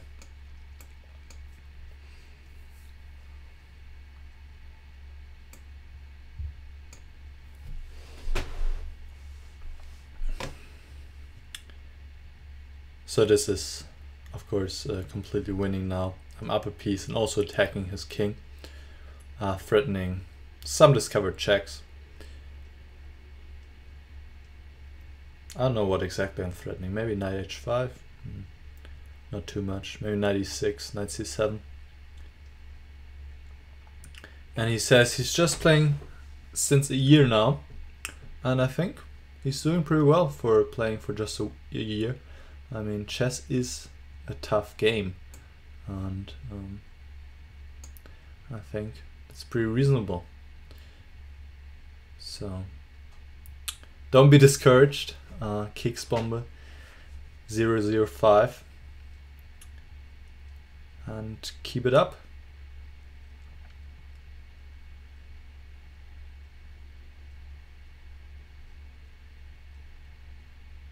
Yeah, there's no defense here against the various checkmate threats. Rook g1, queen g4, knight f6.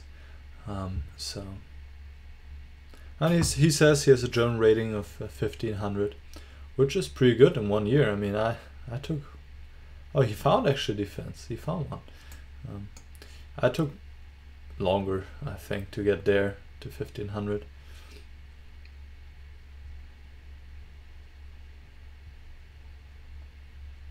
Okay, but now there should be no defense against rook g1, knight takes f6, knight e7, and so on.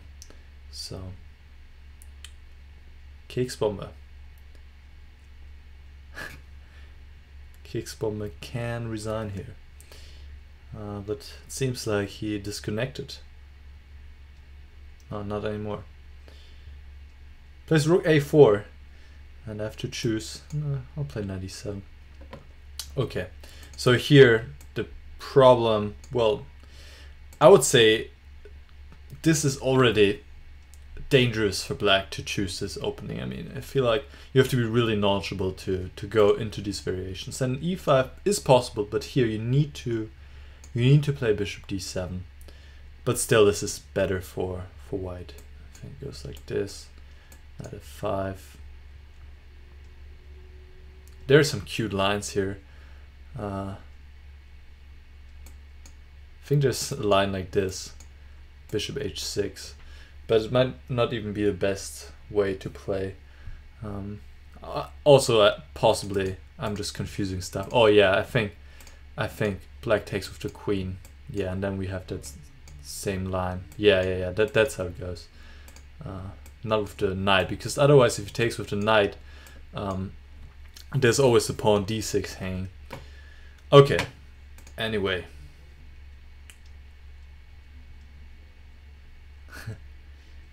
I'll play against Qasim-Bezwinger. That means like defeater of Qasim, and Qasim is, I think, a really strong player here on Chess24. The question is, did he really defeat Qasim? I don't know. But we'll see if he's if we'll see another nickname after this one. After this game which says Huschenbeth or Niclas Bezwinger. Hopefully not. Or I can create a new nickname and be like Qasim-Bezwinger Bezwinger. So Qasim defeater. But well, we'll see. Probably I won't create this nickname. Okay, and we have a sharp knight off. Bishop g5, the line I play myself. And he goes for the most fashionable variation, queen e2.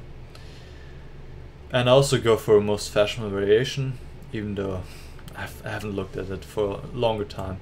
But he takes a little think here, but now he plays bishop h4, g6. And this is some very sharp stuff. He castles. Okay, now I think I'll just go e5.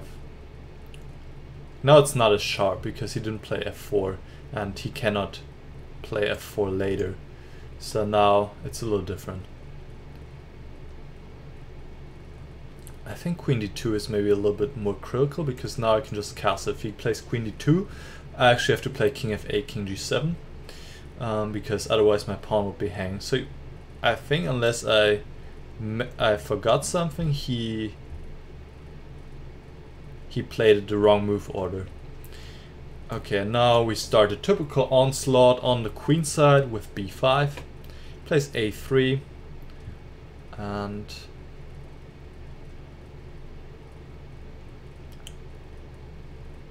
I'll just go bishop b7. Well, actually sometimes makes sense to play rook b8 and b4. Maybe I should have done that, but I'll just play on autopilot and don't think too much about my moves, which I might regret later on. I don't know, but for now I think it's fine. Okay, I don't know. I mean, he's also pretty slow, so I'm not too concerned. Okay, he plays g5. Can I take?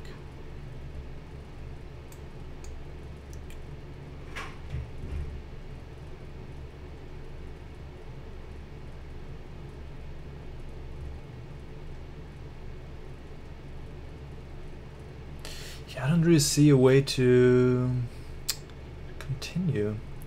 This pressure on d6 is annoying.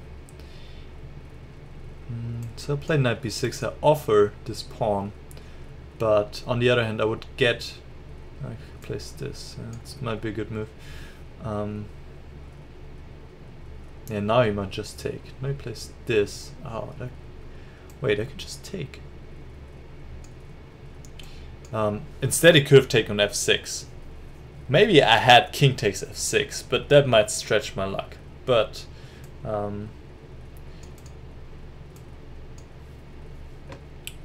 here I don't actually know how to. Maybe my position isn't too great. But let's see, let's find out. And I'm down on time, but it's okay. We'll figure something out. Yeah, these pieces are just dominated. And he keeps offering draws, which is annoying. And I won't take it just because it's annoying.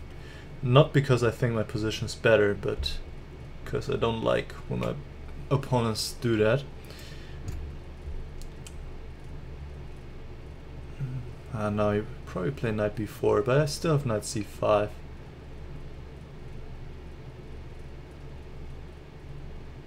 Yeah, these pieces are just terrible. I need to bring my king. That's what I need to do. Oh, he helps me. Thank you. Thank you.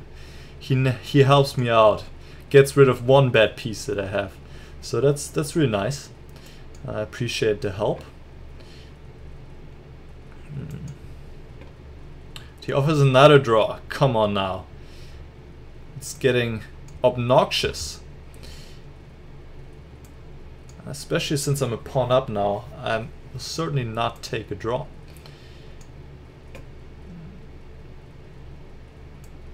And another draw offer. I mean, are you for real, my friend? Are you for real? Okay, let's just push this. d8. Okay, I'll just collect this pawn.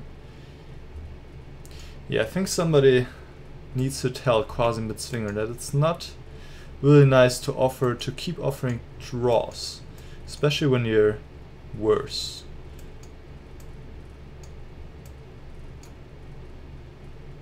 Ah, shit, I should have collected this pawn when I could. Anyways.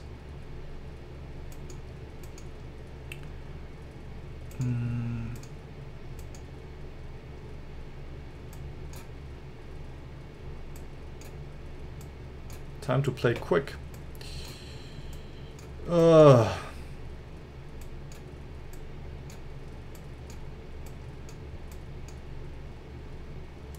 You gotta be freaking kidding me. You gotta be freaking kidding me. It's very sad that after 1,000 draw offers, Qasim-Bezwinger got the draw because my connection is not good enough, or because it's too much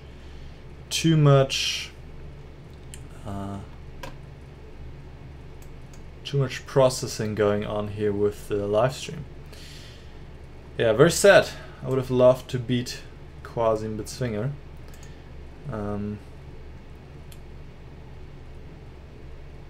Well, however, I was worse, certainly, but maybe not too much, but my pieces, as I said, weren't too great. Yeah, I don't know what to say about this game, really. I feel like maybe, as I said,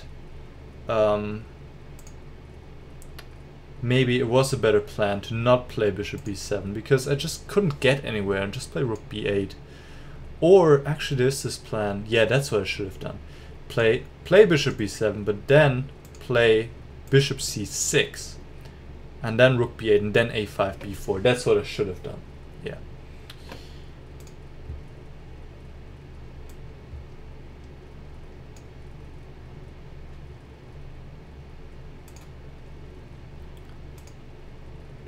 Okay. I'll play against Amadan. Probably it's gonna be another loss, because whenever I play against somebody with a slightly higher rating, I'm just doing terribly in this stream, at least.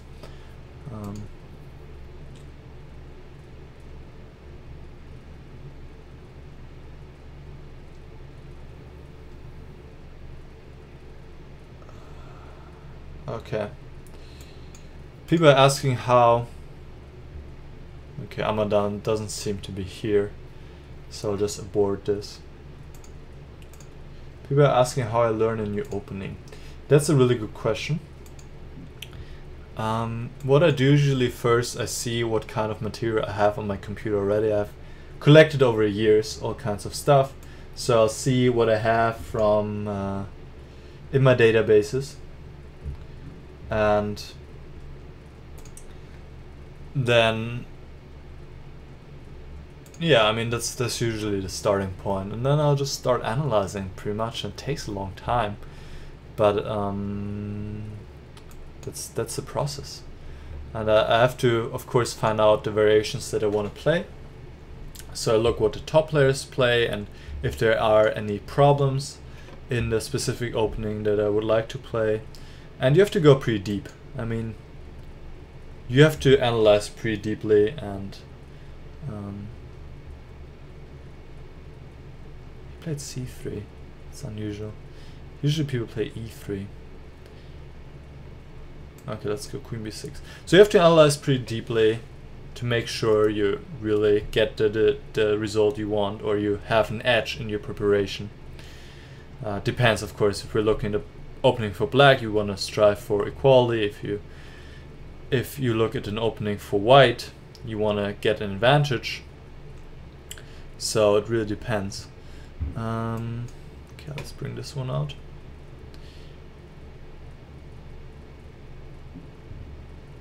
So it is a long process. Obviously you can also buy books or look here on Chess24. We have a lot of opening series. I've only done opening series, most of them in German though. But I also think published 3 opening series in English.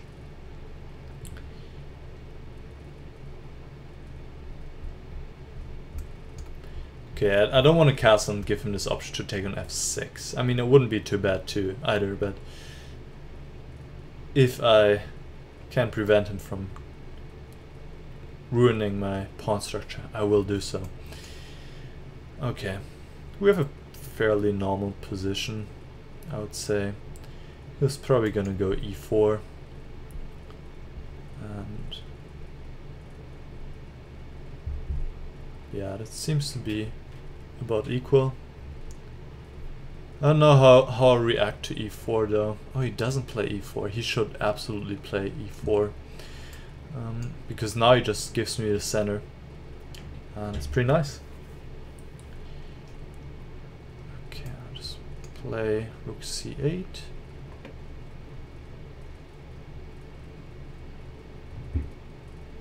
Question is, do I want to go e4? Yeah, I guess.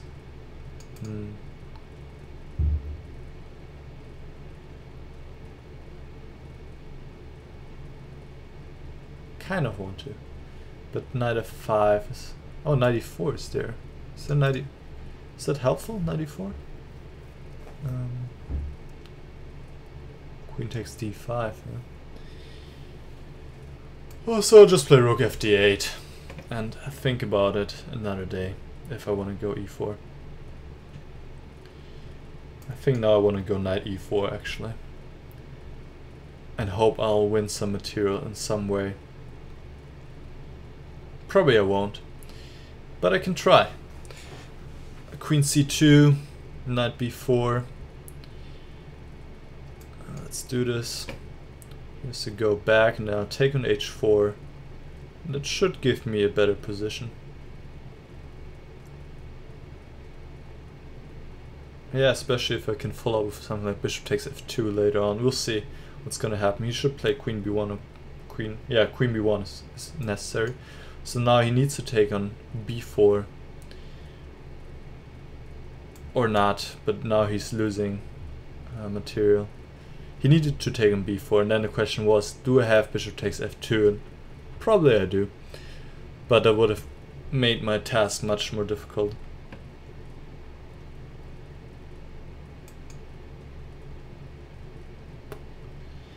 Yeah, now I'm just up a rook.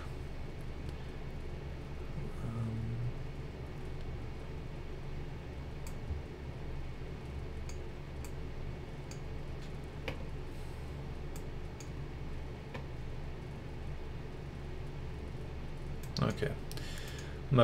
My what I do is just exchange material, as you guys know, because then my extra rook will tell the easiest way.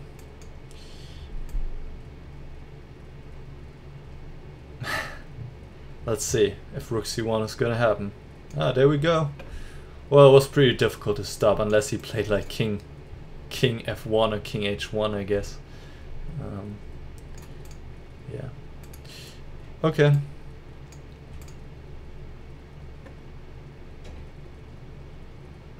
Yeah, as I said, I expected clearly e4 here. Otherwise, white is just slightly worse.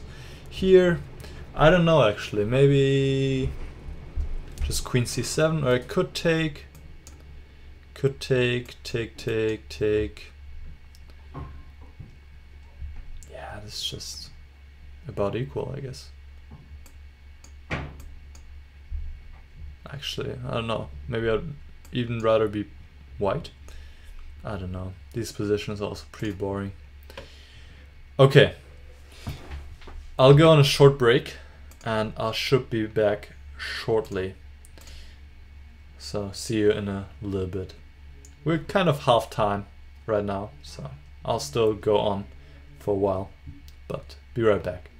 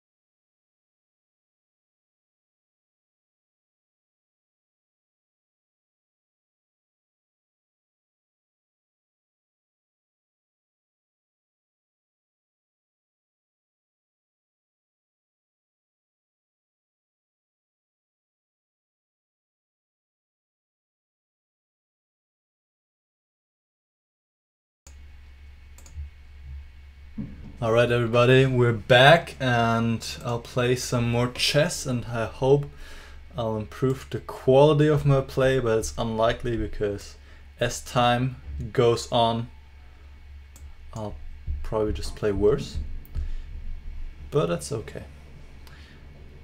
And I'll play against, oh, misclicked, but that's fine too. I'll play against Amateur 2003.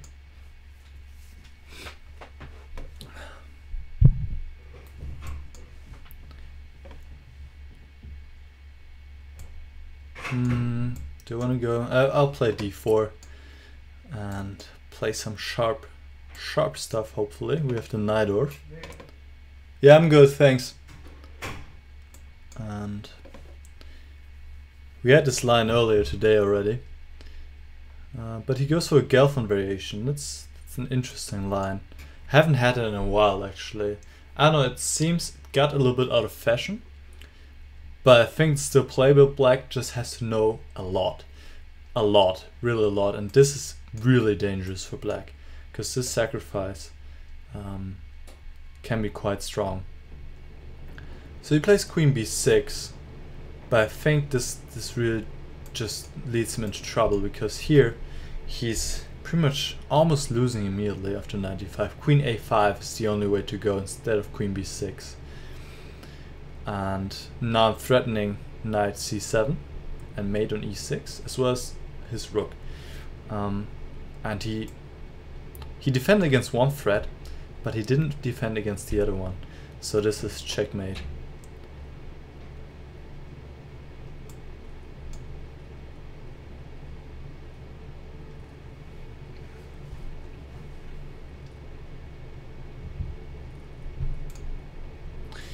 Yeah.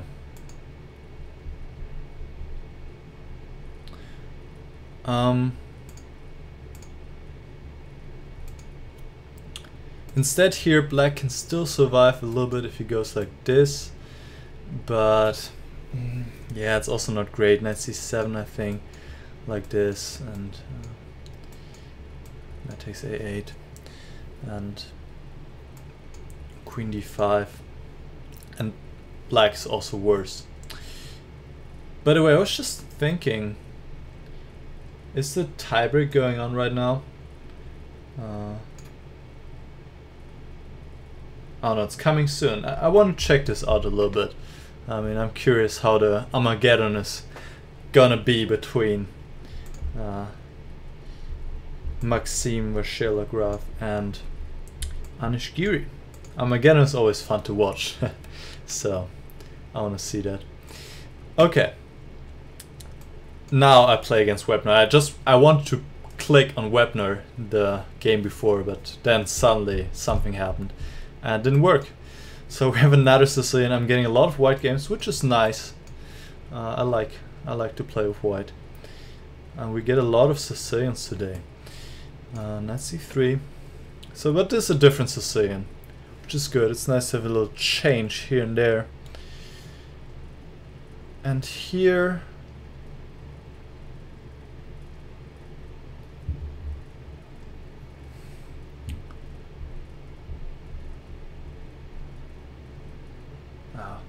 can I just go bishop e3? Is this?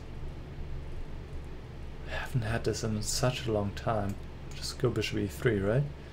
Oh yeah, no. Knight f6.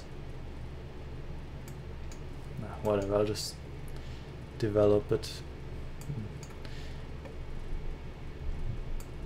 Okay, now we have a Scheveningen game, right?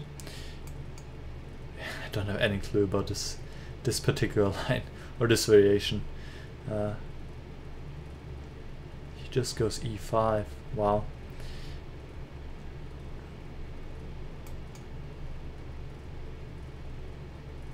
It strikes me as a little early to go e5. I know it's typical, but usually people take on d4 first and then go e5. I could have also taken c6, but I want to get the bishop, so I played this one instead. I don't know how good it is, but I feel like I should be better here with the bishop pair, and also having possibly some pressure on the f-file.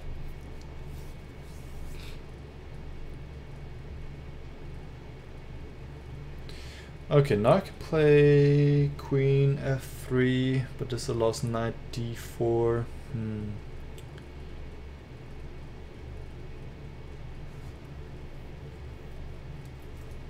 So maybe I'll play knight d5.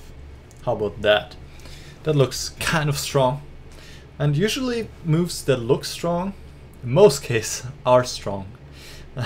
So it's a nice rule of thumb.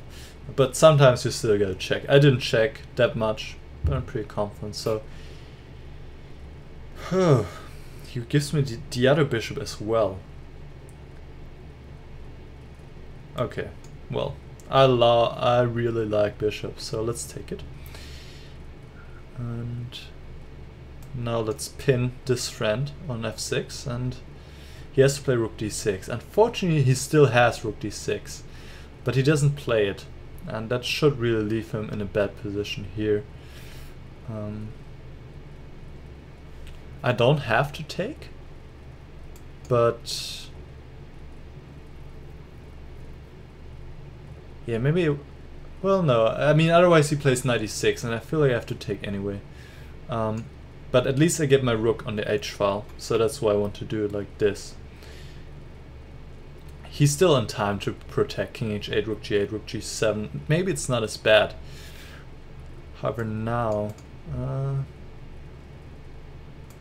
it should be pretty bad. Yeah, now it should be really bad. He had to play king h8 and then rook g8, rook g7, and actually, to be honest, he might not be worse at all. I don't know what this is about rook takes d3. It just didn't help him. He could have played queen e6 right away, but also doesn't help him because I just played the queen back, and this knight is still pinned.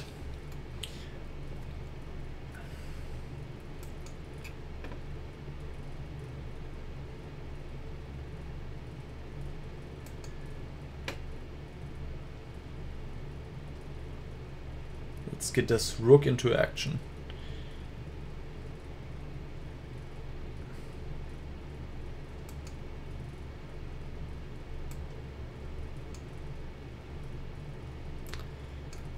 Okay. There's no perpetual, fortunately.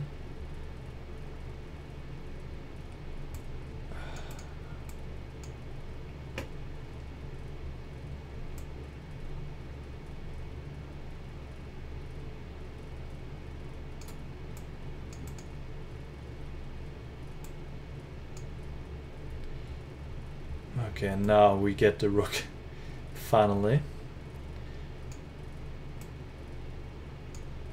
No checkmate, but that means we have to wait a little bit longer, because I still have to win this position.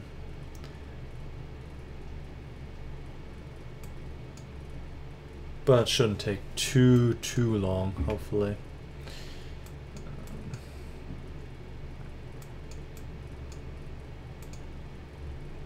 Okay. Alright, so I think to a certain point it was fine for him. Actually, yeah, maybe I was overconfident here in my position. But in either case, the critical moment clearly was not to play knight e6, but to play king h8. When I could force a draw here with rook takes h7, but of course that's not what I'm hoping for. So I might play like this. Yeah, actually, I still have something here, because he's not in time yet to play knight e6 and knight g5 and knight f4. So I'm just in time to cause some trouble. And I don't know if I have a follow-up here, but it seems I should be better here. Yeah, certainly I'm better. Okay.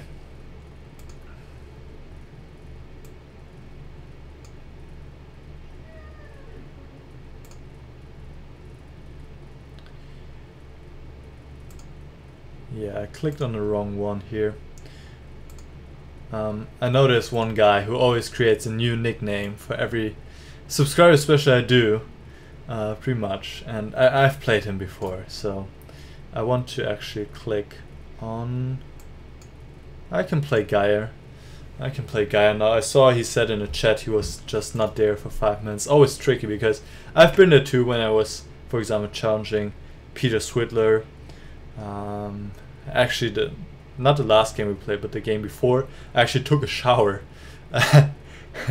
Took a shower while I was waiting, and I came out and he had just accepted. So I came out, I had my towel around me, and I played like that pretty much, being all wet. But I just got there in time. It seems the guy is not there again. I mean, if I have to abort again, honestly, then I cannot do a third time, because I understand once, but for a second time, sorry, then it's not bound to happen today. Maybe I should turn on the light here. It's getting a little dark. Okay, so Geir's not there. Maybe another time, Geir. I mean, what can I do?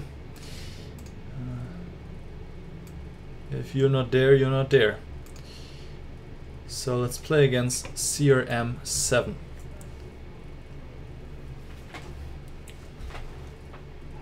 In the meantime, we can check out the chat.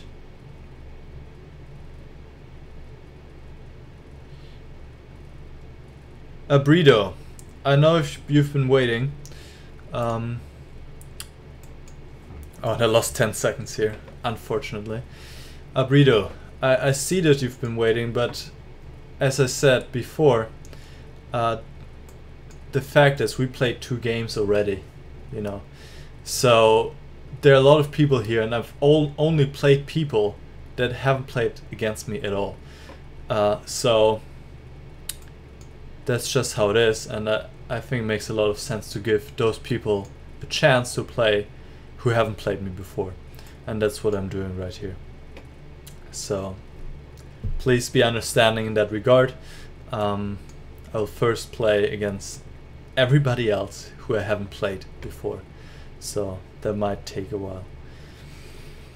Okay, so we have this great opening again. I like it. It's nice. And now the question is, do I play e5 or do I take on f6? Taking on f6, I mean, it gives me a slight edge because the pawn structure is a little bit better, but it's also really boring. So I feel like maybe I can do something more interesting here by playing e5 and putting some pressure on this bishop. I don't know how much pressure it is, but it looks good at least. I'm threatening to take on f6 and taking on d7. Plays bishop c6, and now, yeah. Question is, do I have something here? Probably I don't. Probably I just have to take on c6 and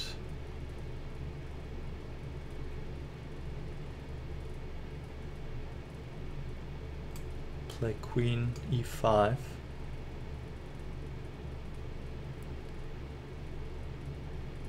I could have gone for the endgame. It might be tiny bit better, like so much. But I thought this was interesting. I thought it was interesting, so I'm going for this. Actually, might not be much, if at all, but as I said, I thought it was interesting, so I want to try it out. So knight takes e4, I take on e7. And he might be able to take on f2 actually then, but I think I would. No, bishop c5, bishop c5. But he takes back, and then I take on e4, and then he plays rook hd8 or rook hb8. Probably, no, I don't have much, but it was a try. Yeah, and it seems like he spotted that variation. Unfortunately, I don't have a better move than to take on e4.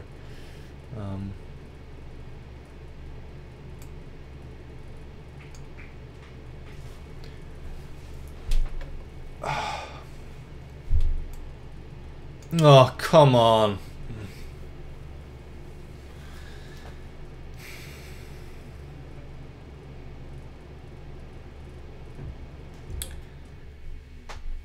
Okay, let's try a draw at least. I mean, obviously it was not intended that I took on e6. Well,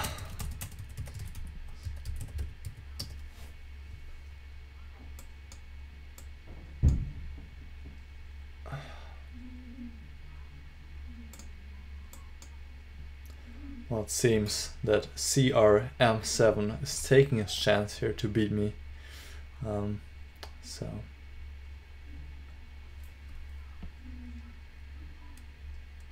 well, whatever. It's just rating points, and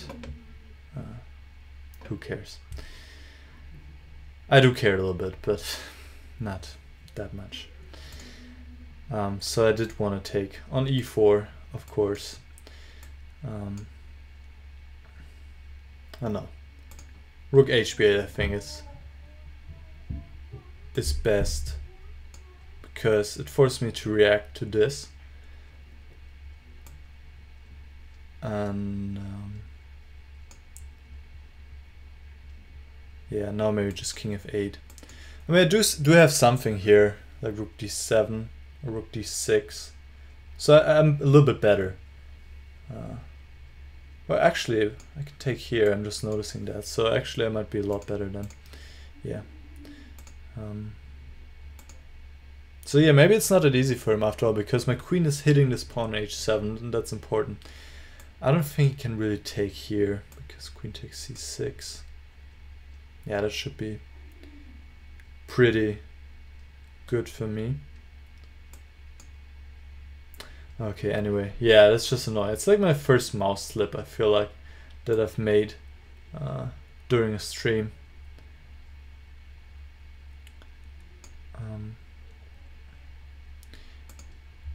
It's just because for some reason today the stream is not, or the design or the interplay, it's not going completely smoothly, not 100%.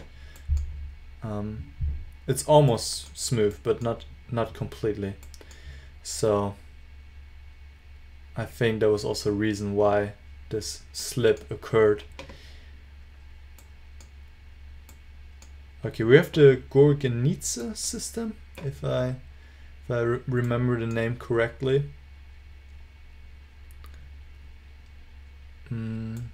It's just another Marochi, pretty much. And for some reason, I don't know why, but this line, everybody plays it against me. And it's not that great, honestly. It's not that great. I always get really nice positions. I mean, it's easy for black to play. They play a5, a4, queen a5, and bishop e6, and I had it a dozen times. Actually, in the tournament where I scored my last GM norm, I won an important game against Grandmaster Daniel.Gosch. Actually, he also made his last GM norm in that tournament. And it was exactly this line, exactly this variation. And yeah, exactly here, he spent, like, after taking on b3, he spent 50 minutes or something like that. And then he played rook e8, because it was just really difficult for him to find a move.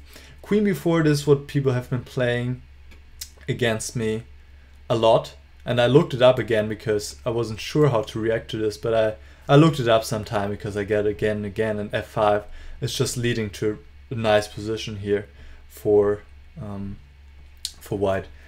So bishop d7 and now take on f6. Right?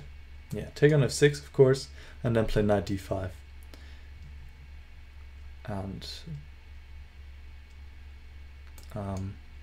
black is struggling here. He can go into the endgame, but this pawn on d6 will just fall.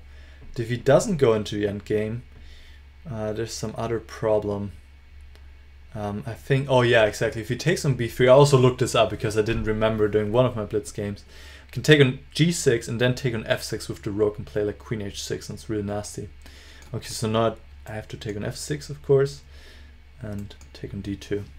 And this is where my variation ends, and it's just better because, yeah, this pawn will just drop, I think. Or this pawn on f6 is also hanging. So I'll end up with a pawn up.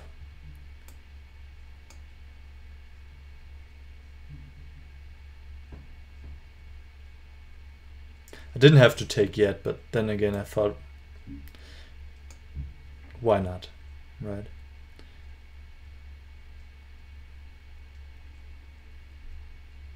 Of course, it's not immediately winning here. He has rook a2, and I have to exchange the bishops. But it's just a rook endgame, a pawn up. It's no risk playing for one result, two results, winning or drawing, and it's really nice.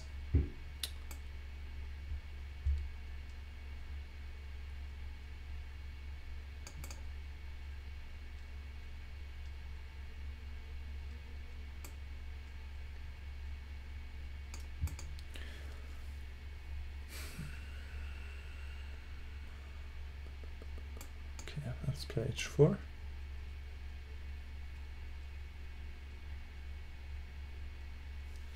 So he wants to bring his rook over, so I probably have to exchange one pair of rooks.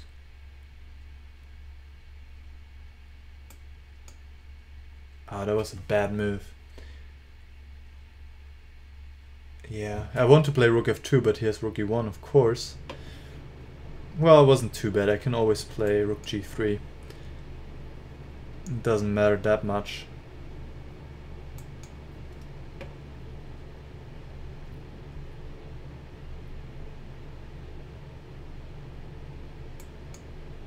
But this is a little tricky, I mean, obviously. But here I should have h5. Or take on b7, but then he takes on c4. Okay, so I play h5. But rook b1 might be a problem now.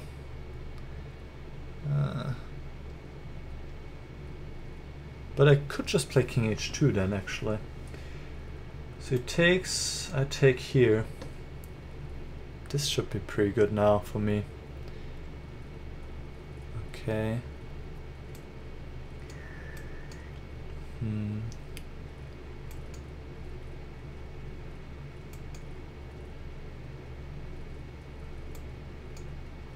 Okay, let's try to start an attack against his king.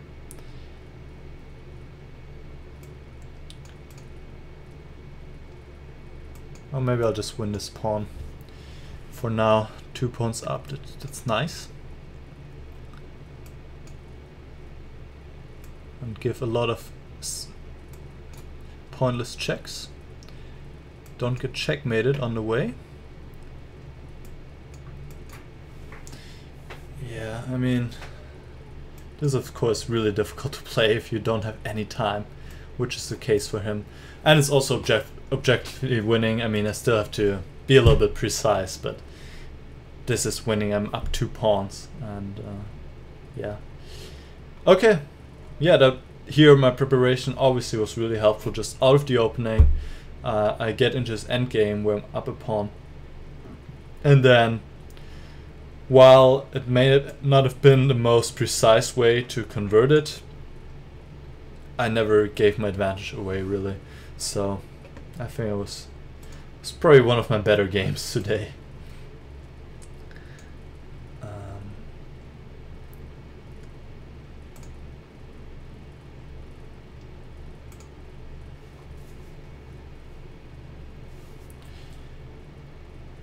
So next is alaoglub from Turkey.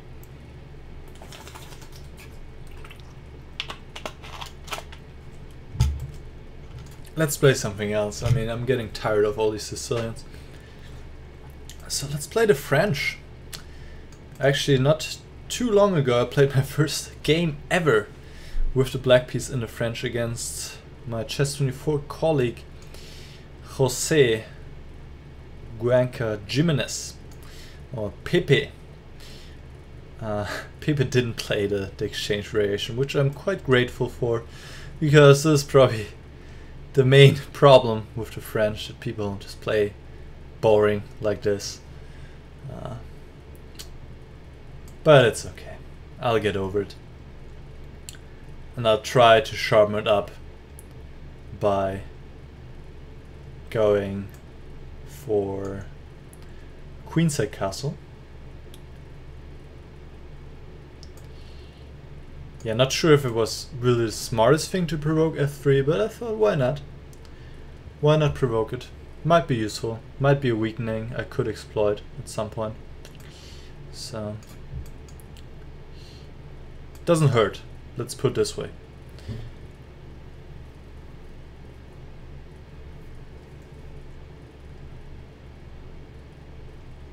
Okay, I'll just prepare my queenside castle.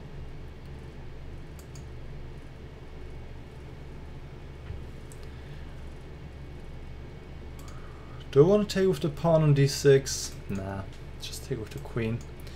It's simple enough. And yeah, now actually it might be useful that this square is weakened on e3. Might be useful in fact. So he wants to go to b5. I could have just stopped it with a6, but then again this knight is not doing a whole lot on b5, so I wasn't too concerned. The question is, where am I going? I could go back to d7, could go to f6. Oh, well, now I don't have to even bother. I'll just play g5. And that's a nice thing, so now we have opposite castles, and this allows me to push my pawns forward and attack him and create some imbalance and actually have a full game. It's not that boring anymore, right? Imagine if my king was on g8, that would be so boring. This knight e2. I think bishop g6 makes sense. I don't want to give up the control over f5. Could play knight g3 now, actually. Yeah, if he plays knight g3, he will get the control. Knight g3 would have been a good move. b4 is also not terrible by any means, because b5 is a tiny bit annoying. Play rook f8 so I can get the knight to d8.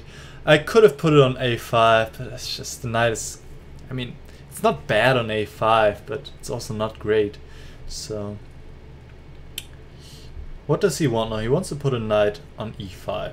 So sometimes you can just ask yourself, what does my opponent want, and then how do I stop him from achieving it? And that's what I'm doing right here, playing f6 to stop knight e5.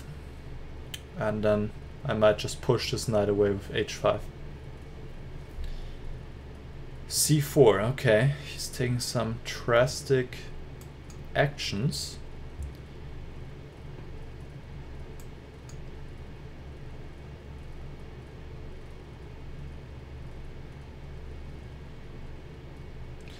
But I feel like, I mean, it's not really changing that much. He opened the center, but I'll still continue with my attack. And I have another target here, the pawn on d4. Goes to f2. He might want to go to e4. So once again, I might just stop him from doing that. I play knight d5. And hinting, I could have even played knight f5, but then knight e4 would have been annoying. But now after knight e4, I just take on e4. Plays knight, queen b3. Well, this is asking for rook e3. Also knight e3 looked nice, but to put the rook here just makes a lot of sense. And here, I think I'm just gonna be greedy and win a piece. Or win the queen. That's also possible.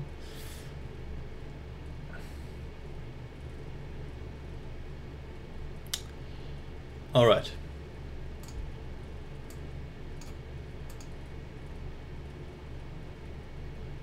Yeah, it's difficult to say where he really went wrong. I feel like, as I said, instead of b4, knight g3 might have been a good move to get a knight to f5.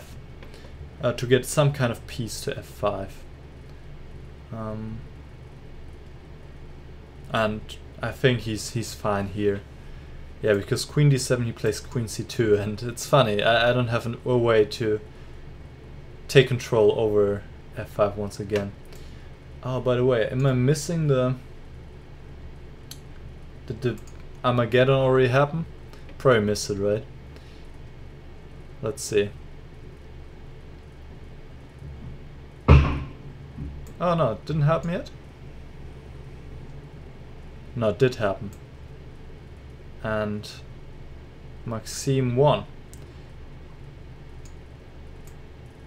That's unfortunate for Anish, because I think he was leading in the first game. And then he lost 2 in a row.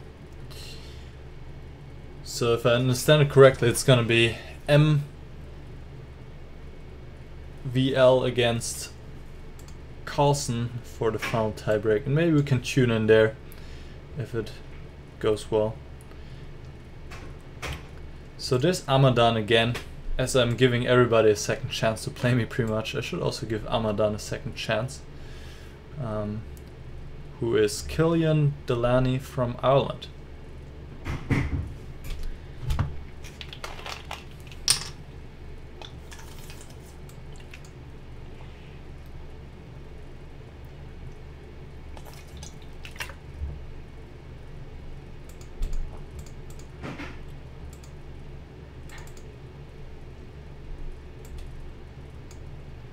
Okay.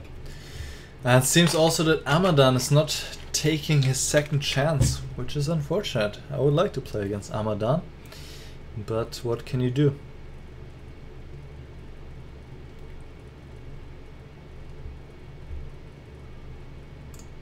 Nothing, I guess. Well.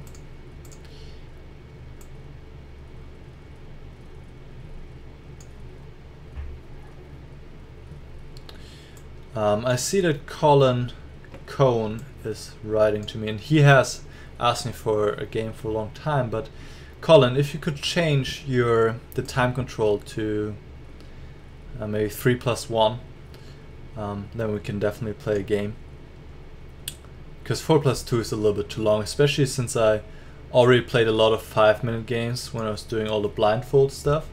I feel like I shouldn't play longer games now anymore. Just because the list is still so long and there's so many people waiting. So, and I want to get to as many as I can. Well, of course, as always, I'm not going to get to all of you. But yeah, so if you could put a 3-minute or 3-minute+1 challenge in. Alright, we have something else, and I'm noticing I get a really weird ratio here of white to black games. I have much more white games than black games apparently, but now I have a black game, and it's something else here. It looked first as if it was going for Benoni, but then he kind of opted out with knight f3. And we have this line. Now there are all kinds of moves: knight c2, knight b3, knight b5, knight f3. All of them are possible. Some are better than others. Knight b5 is funny in the sense that now I think the knight, I'm gonna keep chasing the knight to d5. Goes to c3 and then d4 and then knight d5. My opponent, by the way, DudeLebowski, which I assume is making a reference to Big Lebowski, a film I haven't seen it, but I really want to see. Actually, I should see it because I heard it's a really funny movie and has a lot of dark humor in it. Knight d5 is, I think, the typical move here. But okay, knight d4 also seems reasonable. Knight c6. I want to threaten bishop h3, but he's gonna castle anyway, so it doesn't matter. But yeah, I want to watch Big Lebowski at some point.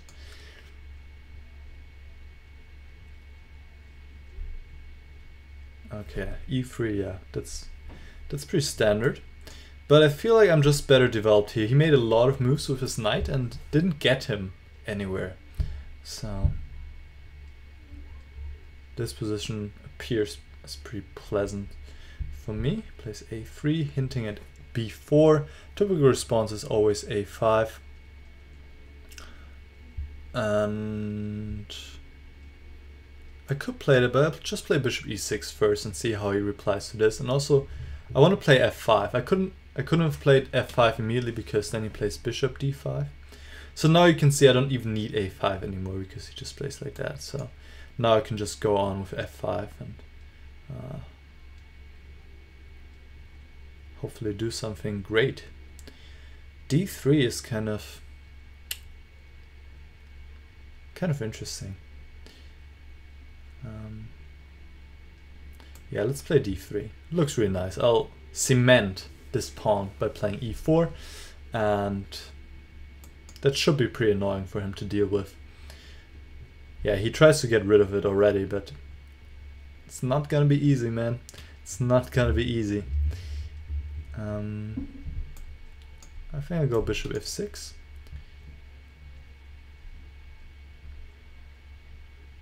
Knight d2. Okay, now I do have to take. It's unfortunate. I like this pawn chain here, but I do have to take because otherwise I'm gonna lose that pawn. But I'm gonna keep my pawn d3, and that's what really matters in the end. And this pawn is fairly annoying, I'd say, for him to deal with. Yeah, good plan here. Rook a2, rook d2. But I'm gonna keep it nonetheless. That's for sure. Maybe queen c3. Rook d2, knight a5 looks good, but I overlooked knight d4 a little bit. Unfortunate. Yeah.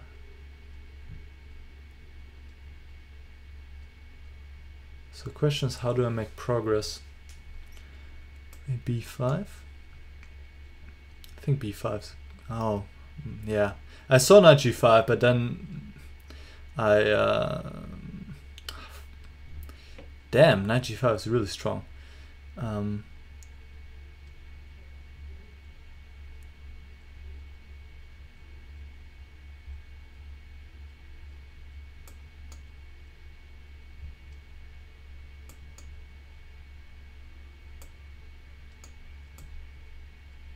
Fortunately, this is kind of keeping me in the game here, that I still can take on e3. Because if I lose the pawn on d3, I can also as well resign. But since I still have this, I'm still in the game, and I think I actually have decent compensation here. Especially since he played rook f3. Why didn't I take this? What am I doing? Yeah. Well, okay, now I'm of course winning again. Because I'm just winning back the exchange, and I'm up 2 pawns, and I still keep this very strong pawn. Still keep it, and now I just have to bring it through.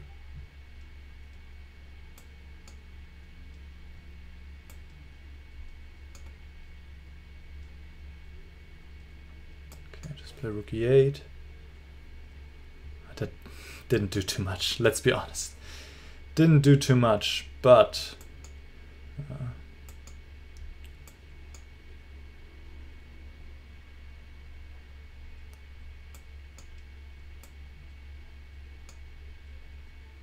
okay, yeah. It started out well, then I overlooked knight g5 and made it even worse because I played b5. So maybe I should just play h6 to take this knight g5 out of position. Yeah, sometimes you just gotta look for ways to prevent your opponent from improving his position, and that was clearly one of those moments. But I was lucky because I had still this queen takes e3 and knight e5, and in fact, he might not even be better here. I mean, he's up in exchange, but he's not gonna get rid of this pawn on d3. And as I said, that's a problem. Yeah, in fact, I might be better here. I don't know. Okay.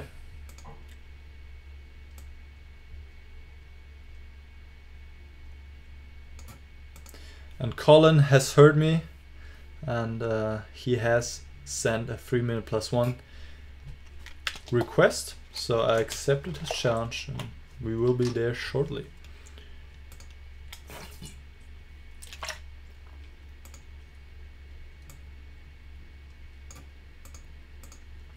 Okay, and there we go.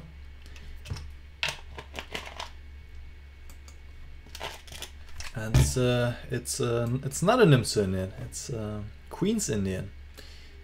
But now it's actually transposing, so now it's a Nimzo Indian.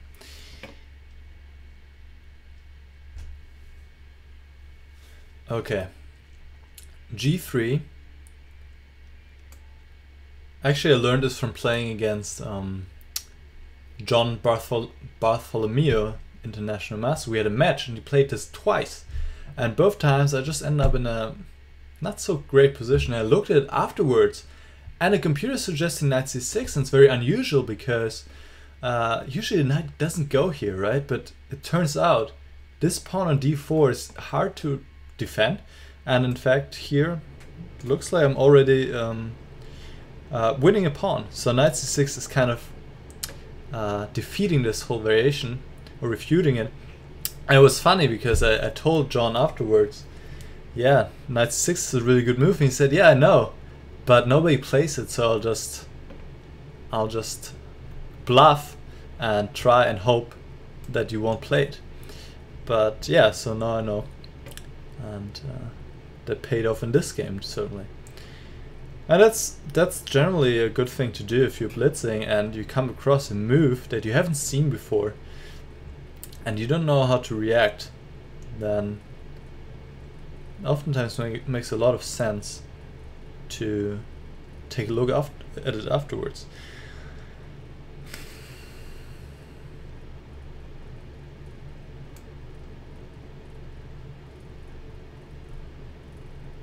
Yeah, I don't want to give my bishop here. Didn't feel like it really to give my bishop on c3. But also didn't know where to put it. I mean, I would like to open somehow with e5, but what if I play e5? He's gonna play d5 anyway, so I might as well just play d5.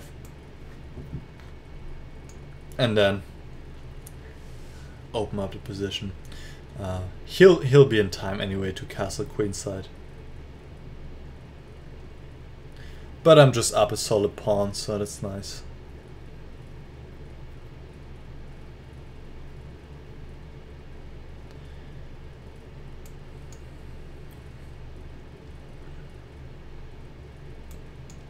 King d2. Wow, I didn't expect that one. I mean, he didn't have to do that. He could have just castled. Funnily enough, there's no direct refutation of this move. But then again, no direct refutation is needed because this king is very sad on d2. I'll just play h6. Want to play knight e4, but yeah, wasn't that convincing either.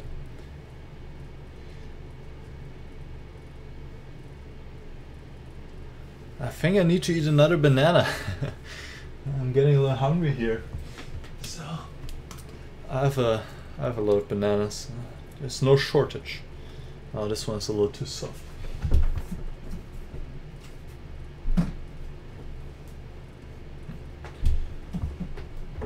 Alright, I think I got one. Let's keep playing.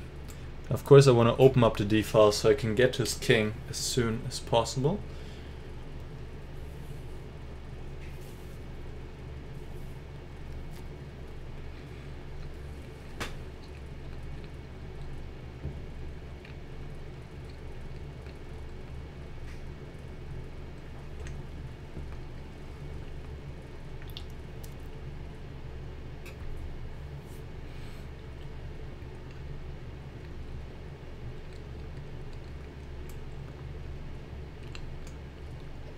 Play simple chess, just attack the pawn on d4 and he has no way to defend it.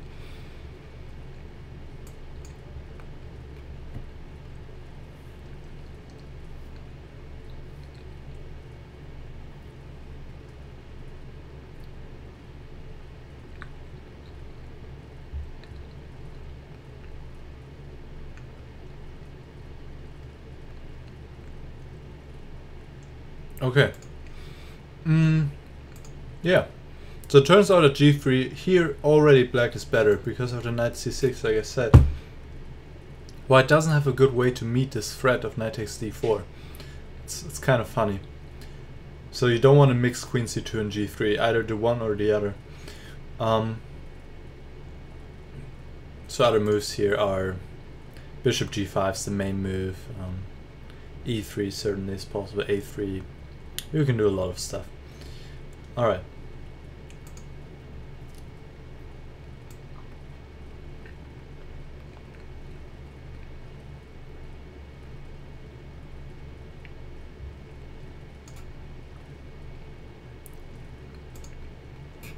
mikahassemeier is my next opponent.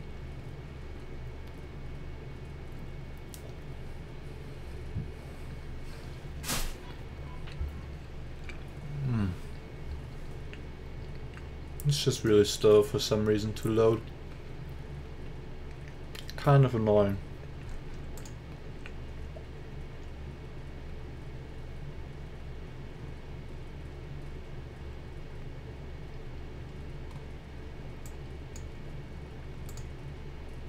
Okay, Mika, are you there? Yes, he's there. Let's play another French. That was fun. Kind of the last time. Unless he plays queen e2, d5 might be a good move. Yes, okay, I took the risk. And here I want to play this line.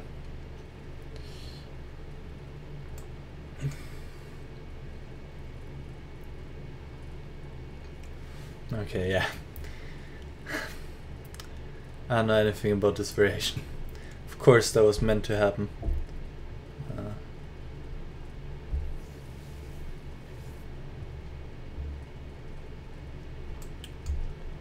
I thought for some reason that knight c6 is the way to go, but now I kind of adopt it.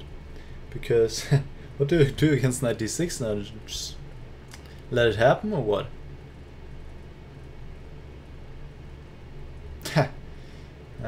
You gotta be kidding me. Yeah, great. I mean, this just looks horrific. Okay, I guess I take on d4. Maybe actually this is kind of working, but... So if he plays knight d6, now I can go king f8. But yeah, this is better. He starts with knight f3.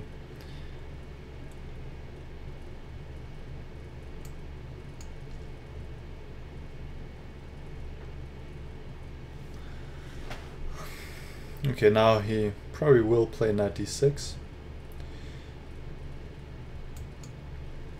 I'm threatening knight takes e5 now, so he has to react to this. Yeah, maybe it is kind of working, but it looks really strange, and queen f4 could pose me problems. So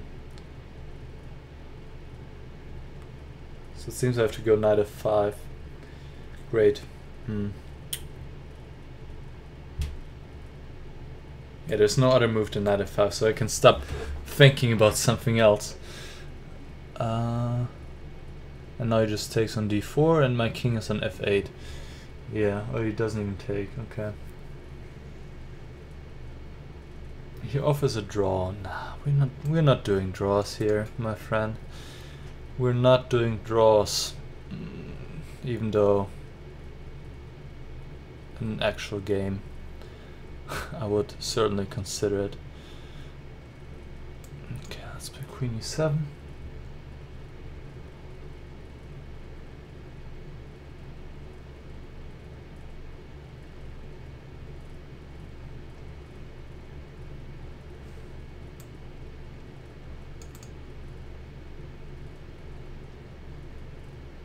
Oh God.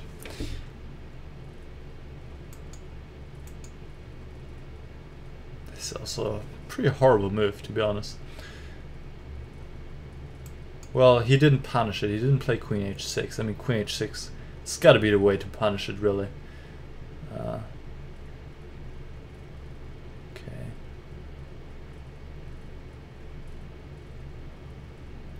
Still don't really know what I'm doing here. And I know one thing. I need to play quicker, because otherwise I'm certainly going to go down. There's no doubt. So he takes. Okay. Yeah, I feel like position's kind of reasonable again.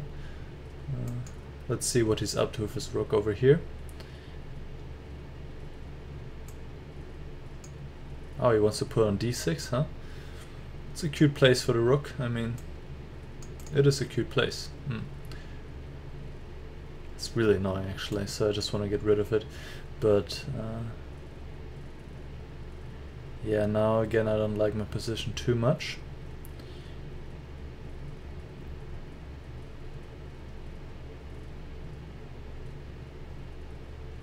Yeah, he's just crushing me here, to be honest.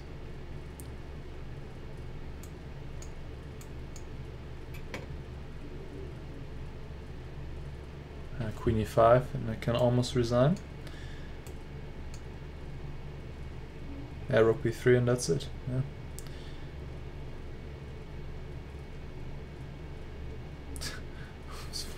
What is this position? God. Yeah, okay.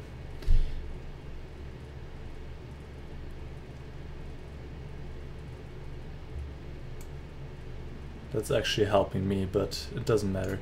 I'm just gonna lose anyway.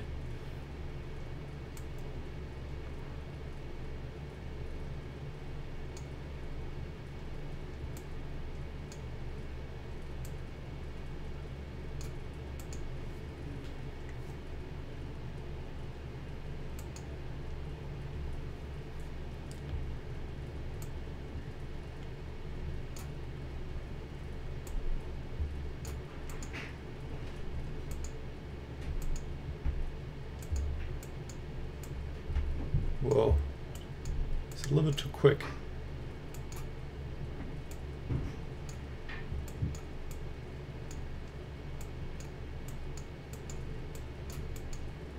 Yeah, there's no chance. There's just no chance with this stream, really. Ah, man, painful. But it was clearly a deserved win for him if he played a little bit. If he played one more precise move, he just rook b3. And it's resign. But yeah, that was actually pretty cool how he got his rook in there. Rook takes d4 and then rook b4, rook b6. I underestimated that. Maybe I should just play a move like rook b8. Then I feel like my position wouldn't be too bad, but then again, yeah, he plays knight g5, this rook is coming. It's just not great. It's not great. But well done, Mika. Good win.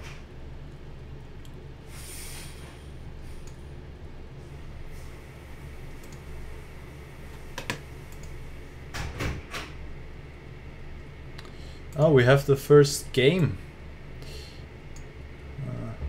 Well, that's not too interesting, so let's wrap it anyway, so it will take forever. So we can go back to KamenGopin. And I played the knight over again. And we've seen this before. And f4, okay, that's different. I like queen a5 here. Queen c7 is the main move, but queen a5 is also reasonable. And the advantage is it's not that well known. So now I drop back to c7, and that's usually good for black if you can get the knight away from the center. The knight is obviously better placed on d4 than on b3, so that worked out pretty well, I'd say.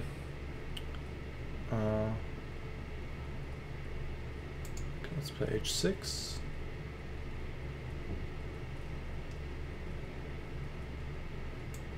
Okay.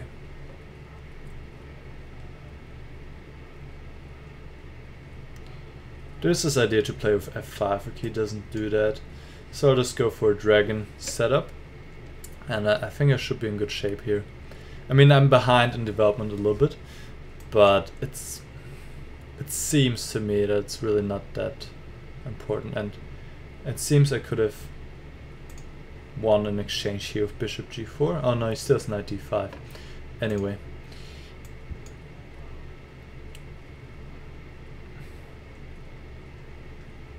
Okay. b5, does it work? Yeah, I think so. e5, I have bishop b7. So that should work. It seems all he cares about is playing g5. He can do that. He can play g5. Maybe he should have played it earlier, so he could have gotten a knight in on d5. Now it's too late because I control with the bishop.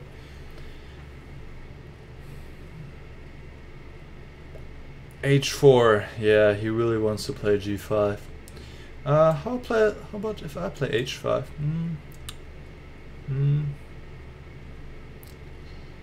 I could. Yeah, let's do it. Let's do it. G5, I want to go to G4. And then I gotta start my own attack against his king. He takes. Wow, that's pretty rough, I would say.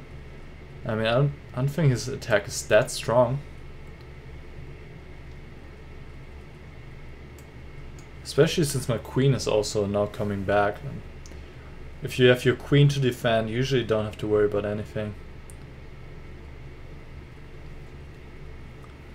Okay, but still have to be precise. And what is the most precise way? Maybe just king g7. But I don't like that he takes and plays queen e6.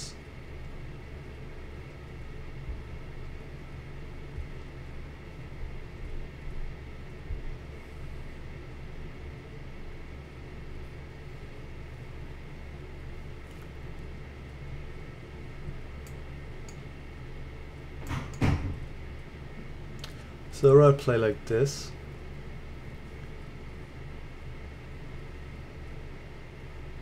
Yeah, actually I wasn't too smart. Wait, do I have to take on g6? I could maybe take the bishop. Okay.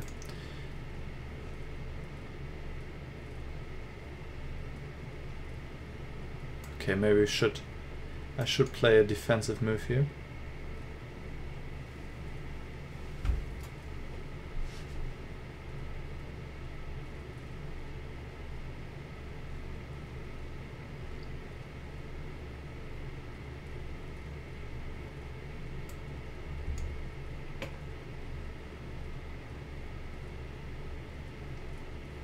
Okay, now this one is hanging on g5, so he needs to take with the queen, but then his attack should be pretty much over.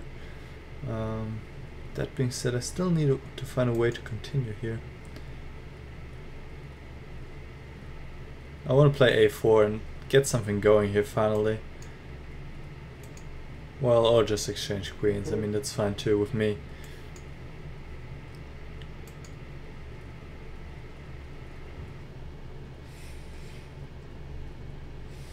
Could have taken on a4, that would have been better. Okay. Oh, knight h4. King takes h7. Just grab it. Let's not get mated. Easier said than done, maybe, yeah? Oh god. God, what am I doing? Oh gosh, I can't believe this.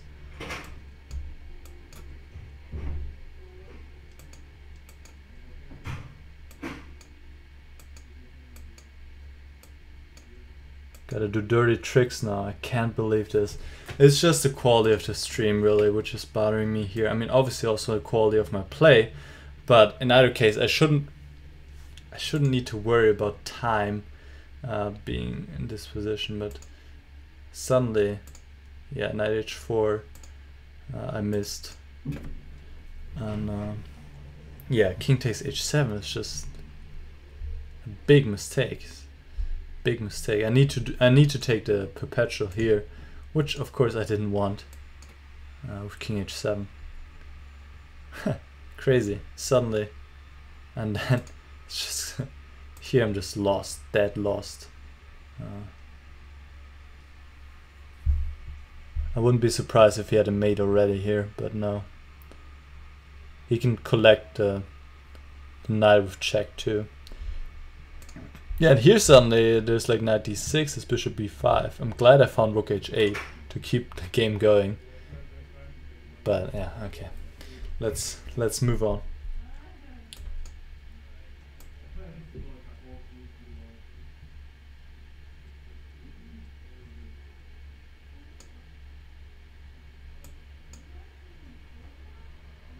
Okay. Bad Wolf is my next opponent.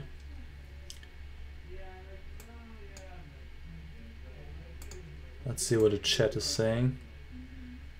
Roman, we already played. I mean, I know you want to play another time, but we already played romanmenzel. So please be understanding here that we already had a game, and that I first will play people who haven't played, and one of them is Mr. Bad Wolf 1403. And I'm tired of the same positions every game, so I'm trying to mix up with my old love when I was really young, the Moro Gambit. I think when I was like 11 or 12. I played this a lot until, you know, if people prepare against it, it gets a little tricky.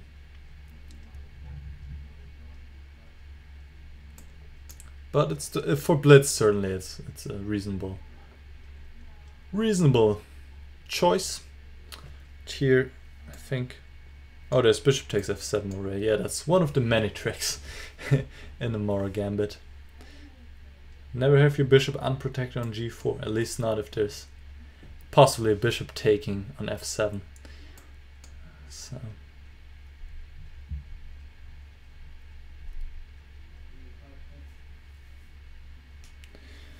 Okay, let's put the queen here. He can still play knight e5, but I think I'm gonna follow up with f4 then, and not worry about knight d3. I mean, queen f7 isn't the end of the world. I think knight f7 is probably the even stronger threat right now.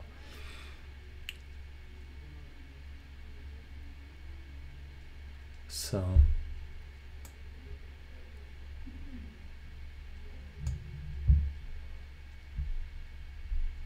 Okay, take on c1. Now I think queen f7 is not preventable, but as I said, queen f7, yeah, it's not that much of a deal. Knight f7 actually, it's a bigger threat. So maybe move like queen b6 would be a good idea to at least get something going here if queen takes b2.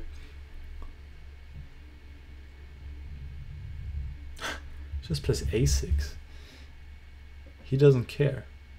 Well, a6 has a purpose. Knight b5 was also a strong threat, and he recognized that. But now I can just play knight f7 and collect a rook on h8.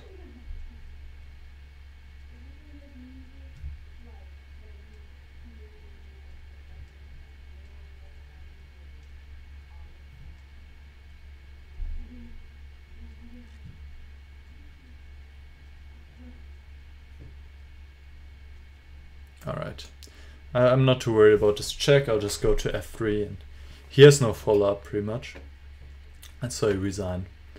Yeah, so the mistake here clearly was bishop g4. Also knight f6, e5 is better for white already, I think. Another trick in the Moro Gambit. But black can do other stuff like e6, I guess. Yeah, white has typical compensation, but it's not too great. I'll go and take one more break, and then I'll be back for my last installment, and then we'll call it a day. Alright, be right back.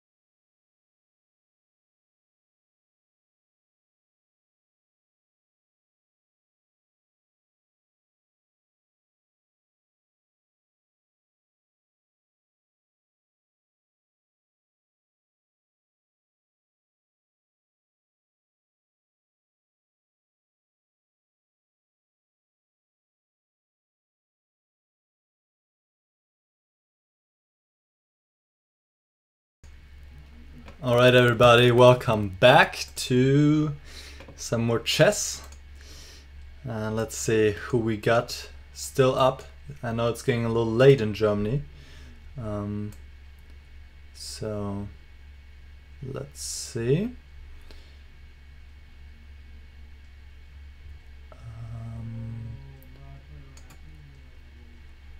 Alright, I'll play against Jarow from Germany. Strong player, I think my strongest today, but I haven't been doing well anyway, so it doesn't really matter. So I might get another beating. I don't know how many games I lost already. I think maybe not too many, but at least 2 or 3. Anyway, let's go. Probably 3. I play it mostly on the slow streaming today. That's my excuse. Well, and also I'm just not in shape. But that's okay.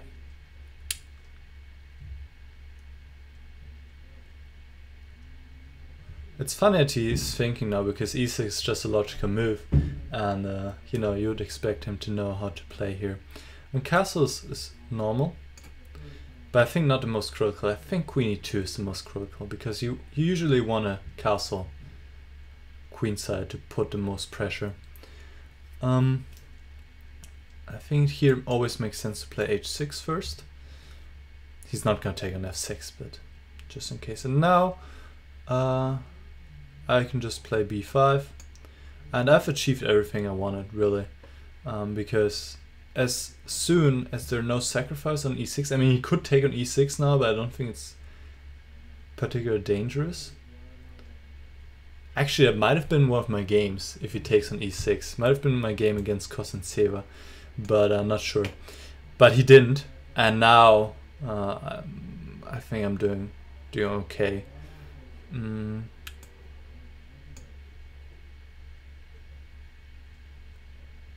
Okay, one thing I have to make sure is that I don't castle yet, because then he has knight d5.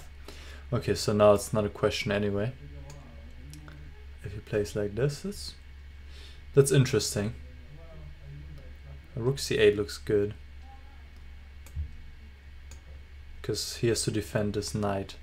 And I mean, this was the clear drawback of playing b4, that his knight is a little weak now. So knight e2 is a good move. And I guess no, I should take. And I can follow with knight b6. I like knight b6, that looks strong.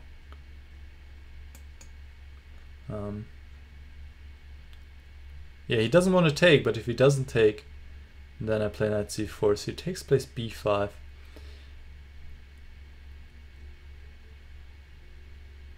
Okay.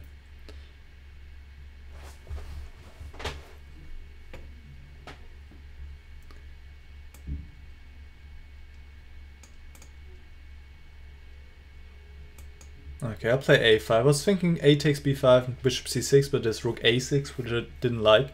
Looked a little bit dangerous. So I'd rather play like this. I could also play bishop d8. Bishop d8 looks good.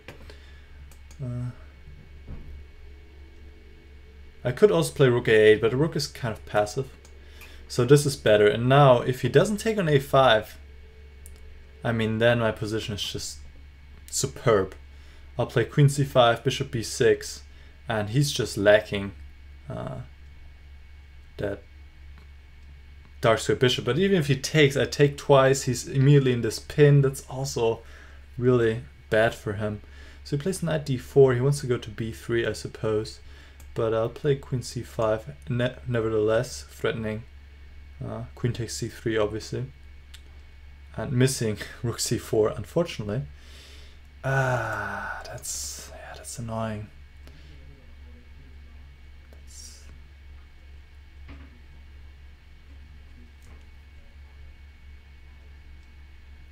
That's so annoying. Really annoying.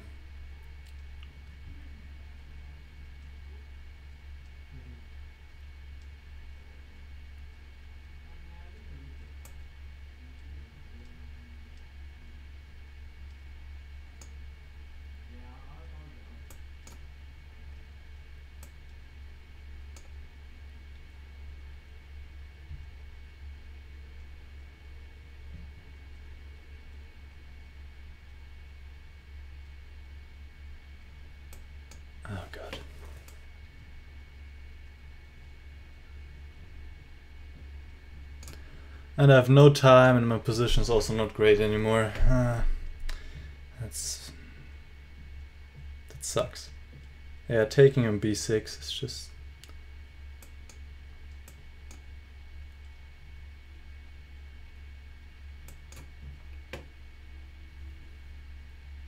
Well, no, I mean, I'm still hanging in there, I guess. Still want to get my bishop to b6. That's all I ever wanted in life. There we go. Finally got this to happen. And yeah, now I definitely have compensation. But it's all gonna be about the time anyway. Knight a4. Shit. Nah, we don't do draws. I mean, I said that before. Even though I probably should. Well, not anymore now, I guess.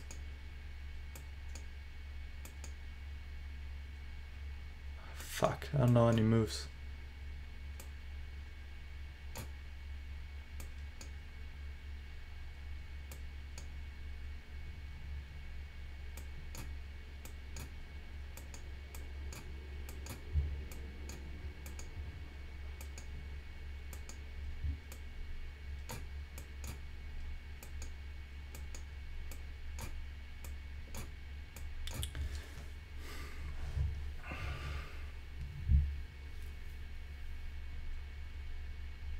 It's killing me. It's really killing me, the speed of the stream today.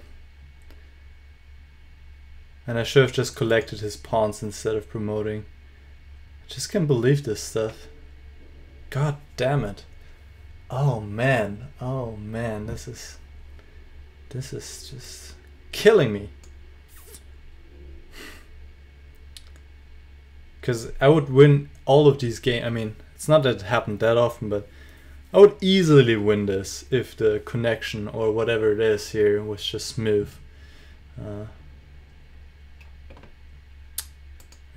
it's annoying, but okay.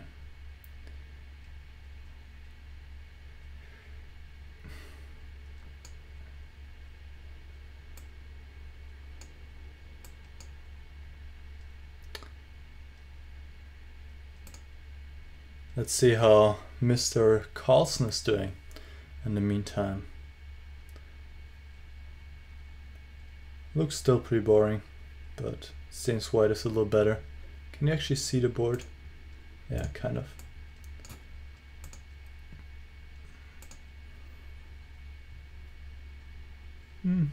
Well, but he's down on time. That's a problem for Carlson. 7 against 15.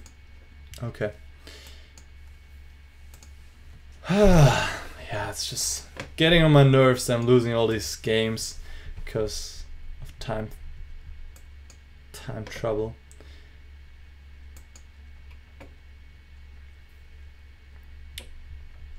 Alright, we didn't have this yet. We had a bunch of bishop g5 knight overs, but not the h3, and h3 is a reasonable alternative to the main lines. Actually, one could argue that it is becoming one of the main lines. Because people are playing it more and more since they're not finding anything in bishop e3, bishop g5 or bishop e2 any kind of advantage. So it's becoming more popular. Okay, I think here this is pretty standard to play knight d5 and then, especially since he put the queen on d2. Usually people put the queen on e2 to not run into knight c4, which is something you want to not allow in the Sicilian genre, because you want to keep your bishops. Bishops are useful pieces. And here, especially the dark squared bishop is really important. So this is giving me a comfortable edge already.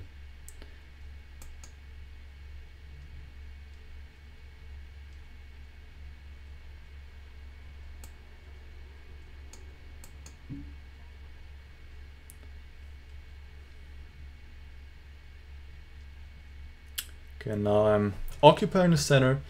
Beautiful bishop on f6. I place e5 and I want to go d4.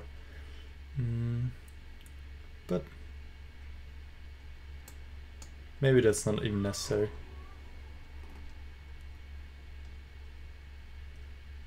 Yeah, but maybe I should not have allowed this e5. Anyway. That kind of reminds me of the maneuver Maxime Vachier-Lagrave played against Anand just a few days ago. Bishop g5, bishop f4. It was in a slightly different position though, but still. And here I have some pressure now against this pawn. He has to play queen d4 maybe. Or he could play queen e2, but then I can play bishop d2. He just gives me the pawn. That's nice. For me. Not so much for him. And he also gives me the rook. And that means I have a winning position.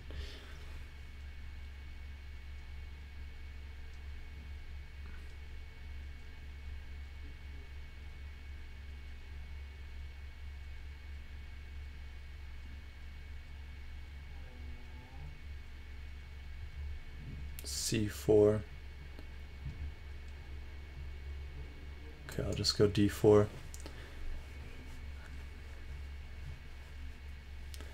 And I'll just break through immediately with f5. Who cares about this pawn, really? Who cares? Yeah, you can have it. Take it. I'll take your king in return.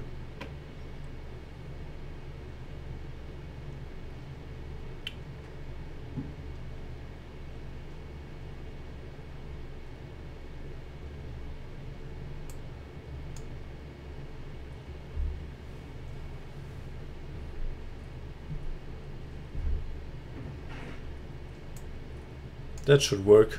Let's hope it works, okay? Let's hope it works.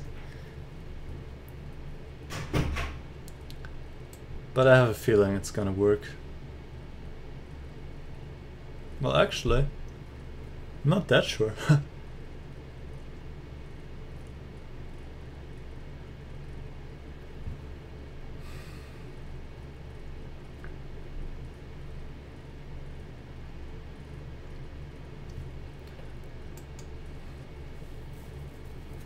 Knight g2 would lead to a nice checkmate now of queen f1.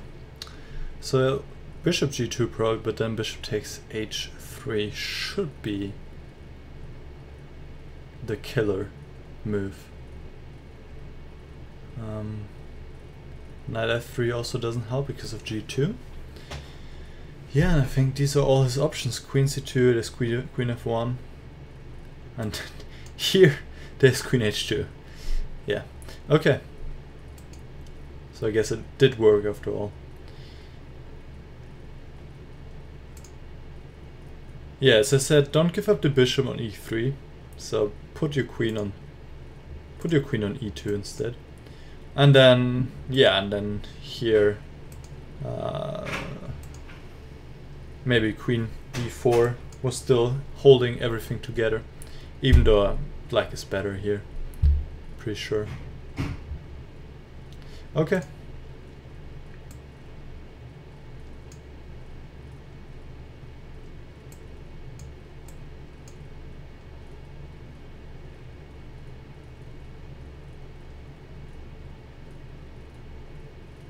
Okay, I can play a 15-minute game, CM Jordi Vallis, obviously.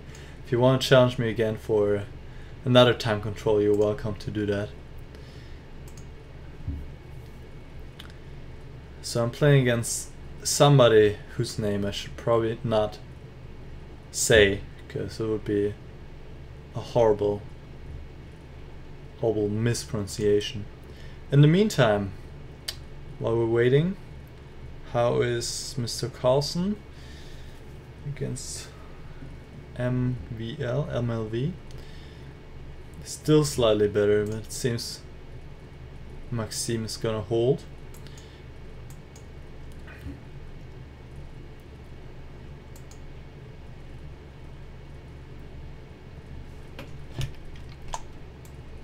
Let's try this again. Hope my opponent won't play bishop d2 this time. Otherwise I have to come with something else. Okay, I don't know this move either, but I assume it shouldn't be too great because I just have a really nice play against his structure now. As you can see, it's a triple C pawn. So I believe that should be good for me. I better take before he plays C4 and annoys me with that.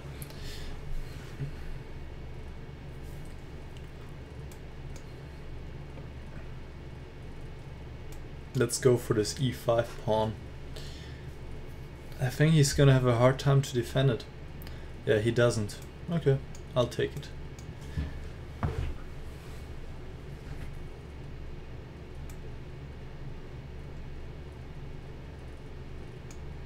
That would almost drop material, so I better take here first and then take on C3.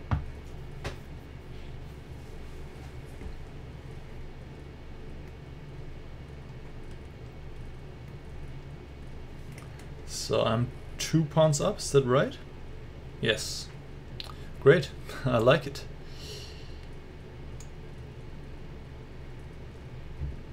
Bishop C5, I should not have. Yeah, I could have played Queen A5. He missed that. Bishop C5 would have given him certainly some compensation. Maybe it's not too bad because I played Knight E7, but still. I mean, this is certainly what I say a lot of certainly. This is what he needs to do to get something going. Here, it's no good. Could have even played Knight E5 instead of castle. But, well, he still allows me to play now, so yeah, of course I play now.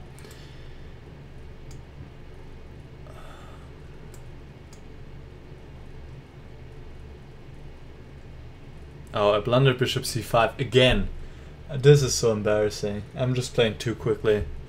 I guess I'm kind of arrogant here because he has 1500, so I'm assuming he can play anything reasonable and also the way he's playing.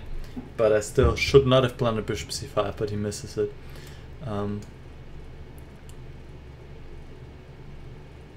After Bishop C5, I'm probably better, but it's not much. He's pretty aggressive here. I feel like I should play F5. Because otherwise it's getting like too much with his rooks. And now I've at least blocked this rook out. And even though I'm up 3 pawns, it's not going to be that easy because, yeah.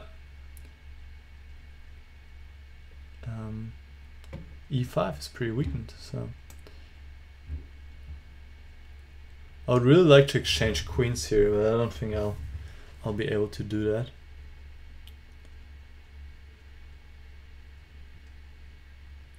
Yeah, this is getting uncomfortable, honestly. I mean,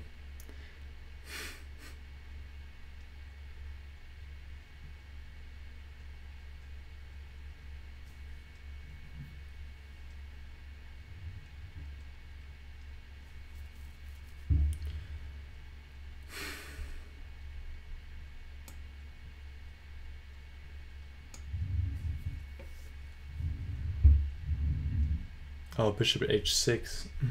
Oh my goodness. This game is one of those that I have to cut out when I upload it to YouTube, I guess. Blunder Bishop H6, but already, I mean, even if he plays Bishop E5, G6 and drops the bishop back to A1, I think I have huge problems. And it's so funny because I'm up 3 pawns, but because it's different colored bishops, it's still dangerous. And his disconnection saved me here. Second time I win on disconnection this stream. Yeah, this whole stream honestly hasn't been the greatest one ever. I liked the start with the blindfold, but then the quality wasn't great. Disconnections wasn't smooth. So it will be better again next time, hopefully. Yeah, so could have played maybe queen takes f3 here. Yeah, that's what I should have done, queen takes f3. So if he takes now, obviously I exchange queens. if he plays bishop c5, and he could still play bishop f4, for example, bishop d4 if he really wants to avoid. Or maybe I have knight c4 here.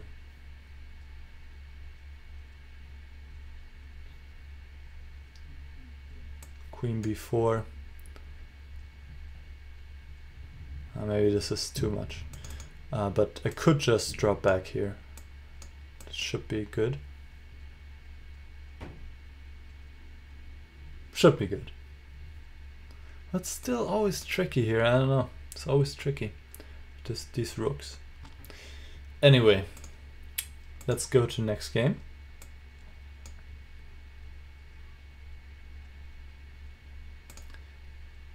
Now everybody's offering me games where they have white. That's already the second one. The last opponent also offered me a game where my opponent was white. But that's okay. I had a lot of white games in the stream anyway, so I'm fine with that. Wow, and they're still fighting. Wow, and black has 10 minutes. It's crazy. So he should be able to hold this, even though I saw the computer says again it's better for white. Yeah, for white. We have something different here, the closed Sicilian. So that's a change. Alright, this variation of knight h3, it's actually pretty cool.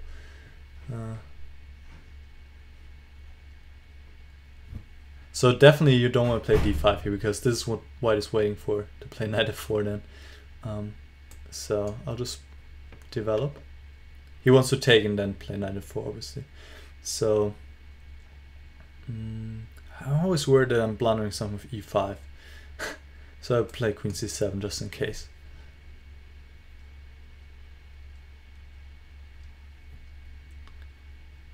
Okay. Bishop f4 is strange. Usually white wants to play, I think, f4, g4, something like that. Here it seems he really wants to play e5, but that wouldn't give him anything. Just take.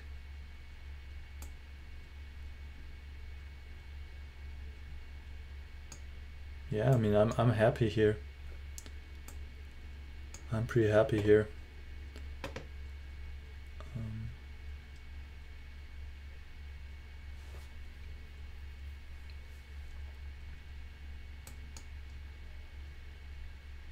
Not sure about b4, but looked interesting. I want to put my knight here, because that's a really good square. And also this knight on h3 is not kind of stupid. Okay, bishop f6 I shouldn't play.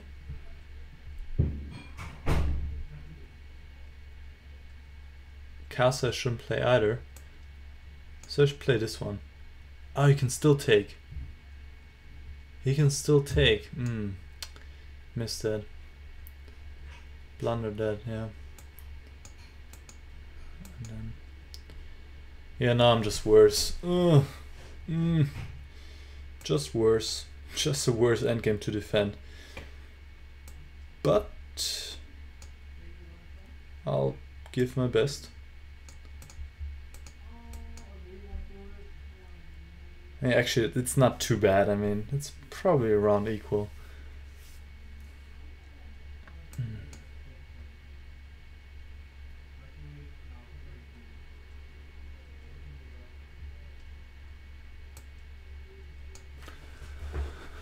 I could put my king on d5 actually, why not?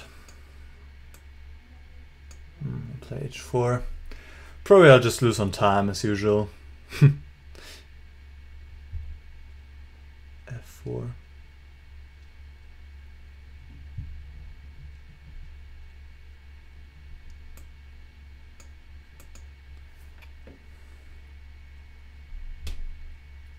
I would like to keep my bishop, because then it's at least some imbalance, right? Whereas if he takes, yeah, it's pretty boring. So I'm glad I can keep my bishop a little bit longer here with bishop c7. Okay, I think f5 might be a decent move here. maybe not. 95 could be a problem.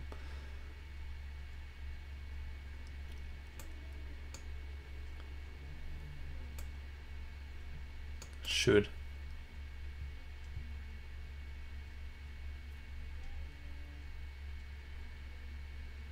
I don't want to go into an endgame with the bishops.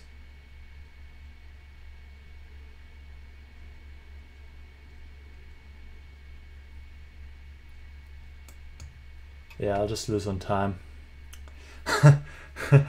That's okay, I'll just lose on time. Oh man. At this point, I don't really care anymore.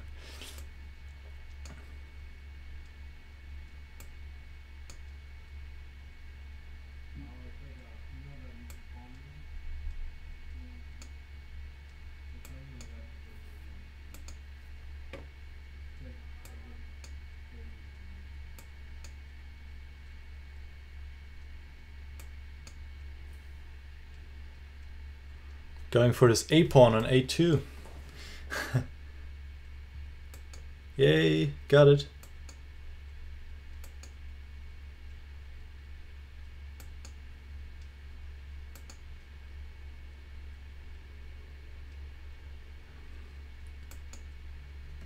Just lose on time. Ooh, B3 is nice. It's nice. Whoopa. Should have taken with the rook. Okay, but he's also messing up pretty badly here.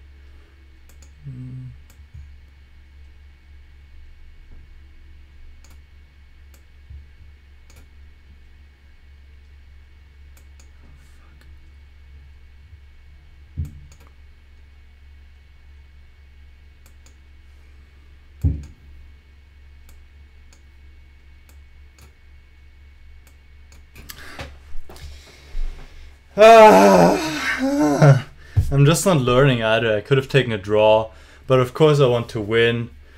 And of course it is winning, but I'm too slow. Oh my god. Oh my god.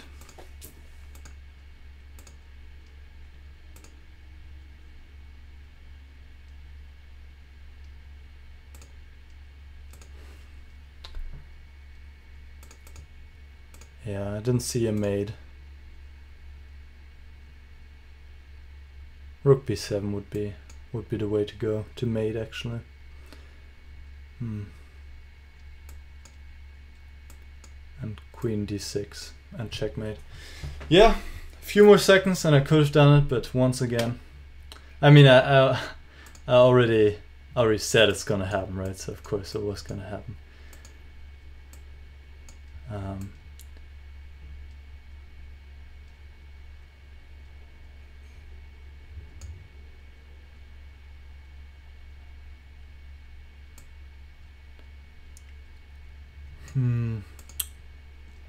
Oh, they're still playing, and he's winning. Carlsen's winning this. Wow. Yeah, now he's winning with the king cut off. That's crazy. He's like a magician. I mean, today against Krishuk, that was unbelievable. I mean, Krishuk was low on time, but he could have made a draw, like with Perpetual, pretty easily, I would say. Of course, it's easy to judge from home, but yeah, and he won this first game, and then I guess now he just needs a draw, and he might just win the whole tour, even though he had not a particularly good result in any of the 3 events. It's so funny. Okay, let's play. How many more do I want to do?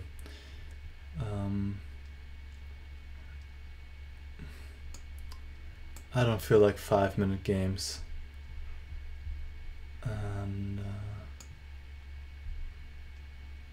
so I'll probably just play this one, because all the other offers I have are by people I've played before or 5-minute offers. So, and I mean, you can tell I'm already, yeah, not too excited anymore, because I've lost 2 games at least due not to my lacking ability. I mean, a little bit, but mostly because the connection wasn't smooth enough, and when it was important, being low on time. Both times I just lost. Okay, so he's not here.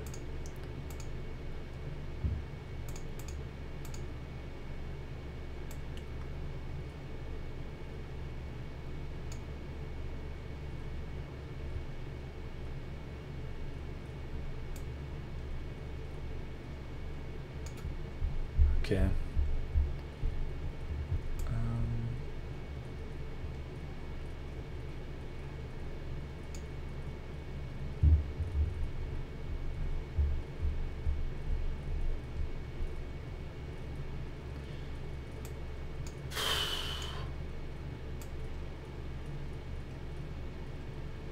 Okay, so I play against max value 0.10. That will be my last game.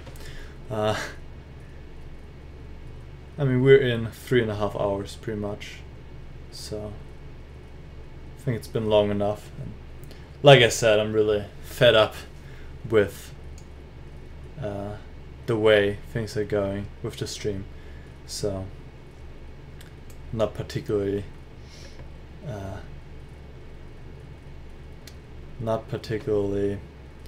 motivated to keep going here. Okay, let's finish strong. And I play this variation. What is it called? The Kozio variation, I believe.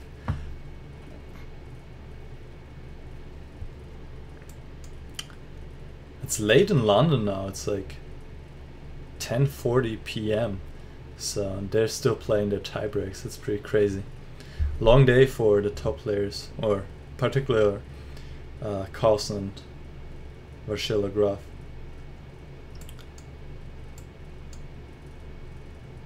Usually white likes to prepare this d4 by playing c3 first, so you can take on c3 with the pawn. I think it makes more sense. Here, I don't have any problems. I can't even go for d5 most likely, because he has a pawn on c3 and not a knight, so.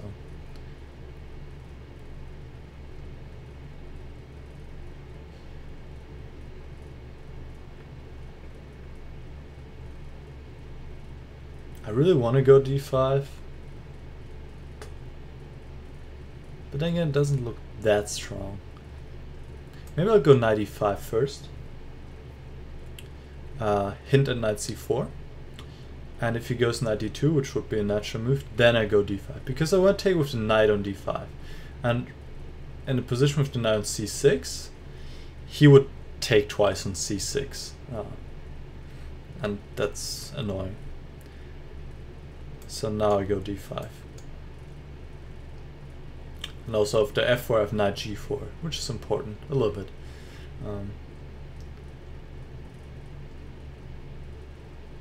I think my position is already more pleasant to play. My knights are nice in the center, whereas he is not completely developed yet with his knight on b1.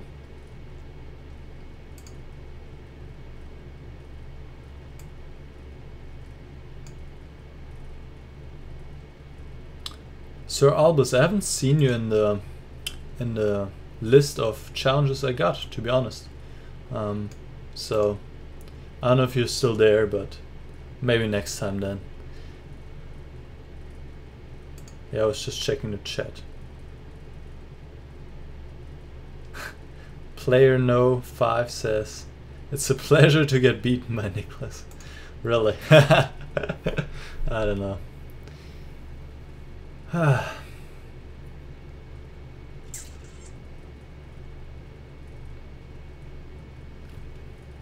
Alright, so he finally took on d5. But it doesn't make his task easier, because now he has to do something about knight takes e3, and it seems to me, well, bishop c1, yeah, he can do that, but let's be honest, that can't be the way to go.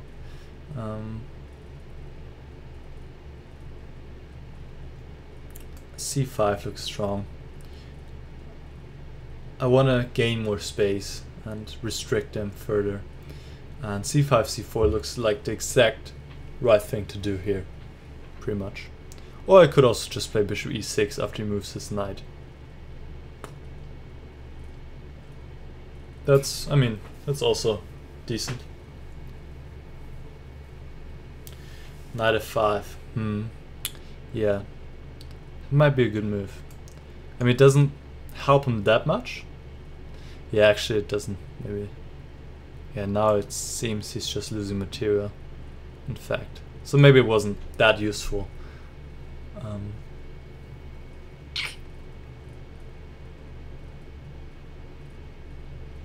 He should have taken with the queen.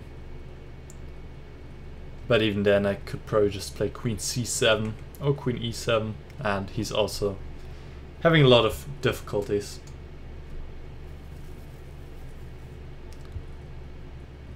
Okay.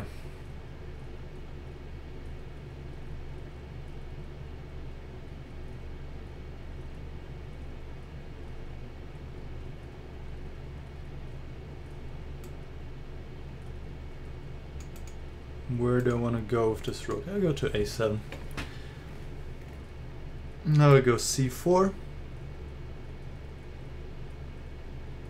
He could probably just take this as well. That's a good move, because otherwise I would have played rook d7.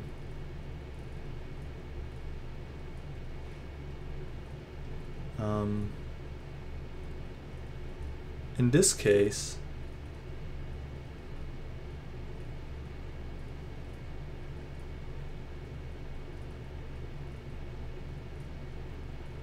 probably play queen d5.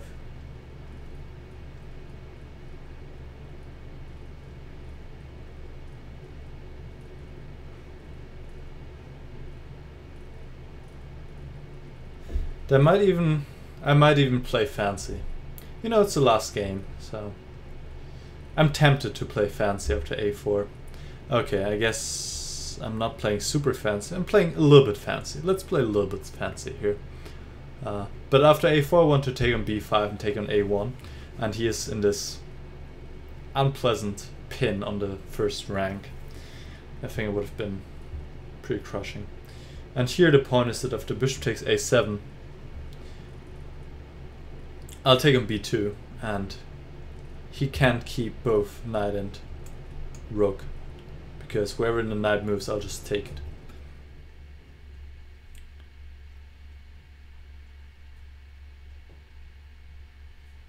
I mean, that's a Laxu problem here. What do I do? Could also just take and then have the extra piece.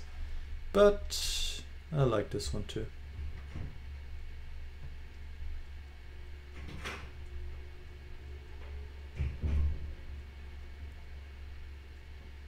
Wow, what do I take? So many choices. I guess I'll take this one.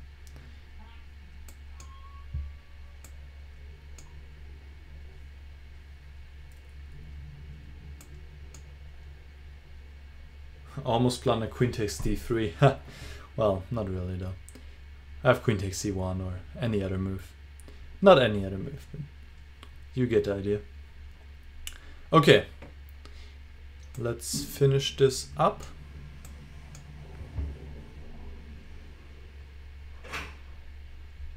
Okay, I can play a little fancy at least. A little bit, right?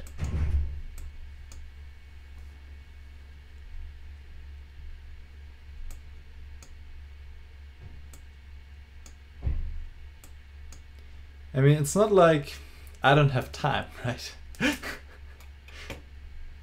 not like I have 10 seconds left. So yeah, okay, he resigned.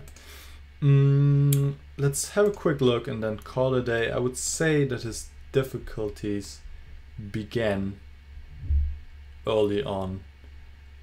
I mean, this still looks pretty normal, but with the pawn c3, really, you don't have much control over the center, and I think knight e5 is quite a good move, because there's no way to stop d5, really.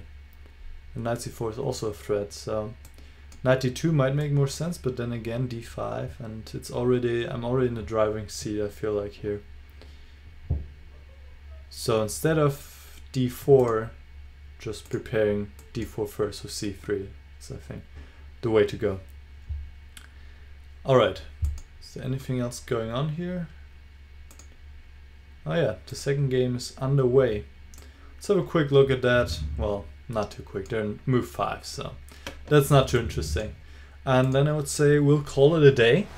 I thank everybody who stayed with me here through this rather difficult stream this time. Just like I said, some difficulties with this movements. I mean, that was the main problem. And then also I was annoyed with my own play at times, but that's pretty normal. But yeah, a lot of unnecessary losses or draws, I feel like, when I could have won. Okay, I hope you guys enjoyed the blindfold play. I'm certainly gonna do more of that in the future. I quite like it. It's fun, and we'll see more of that in the future. And then, thanks for watching, and I'll see you again some other time. Bye.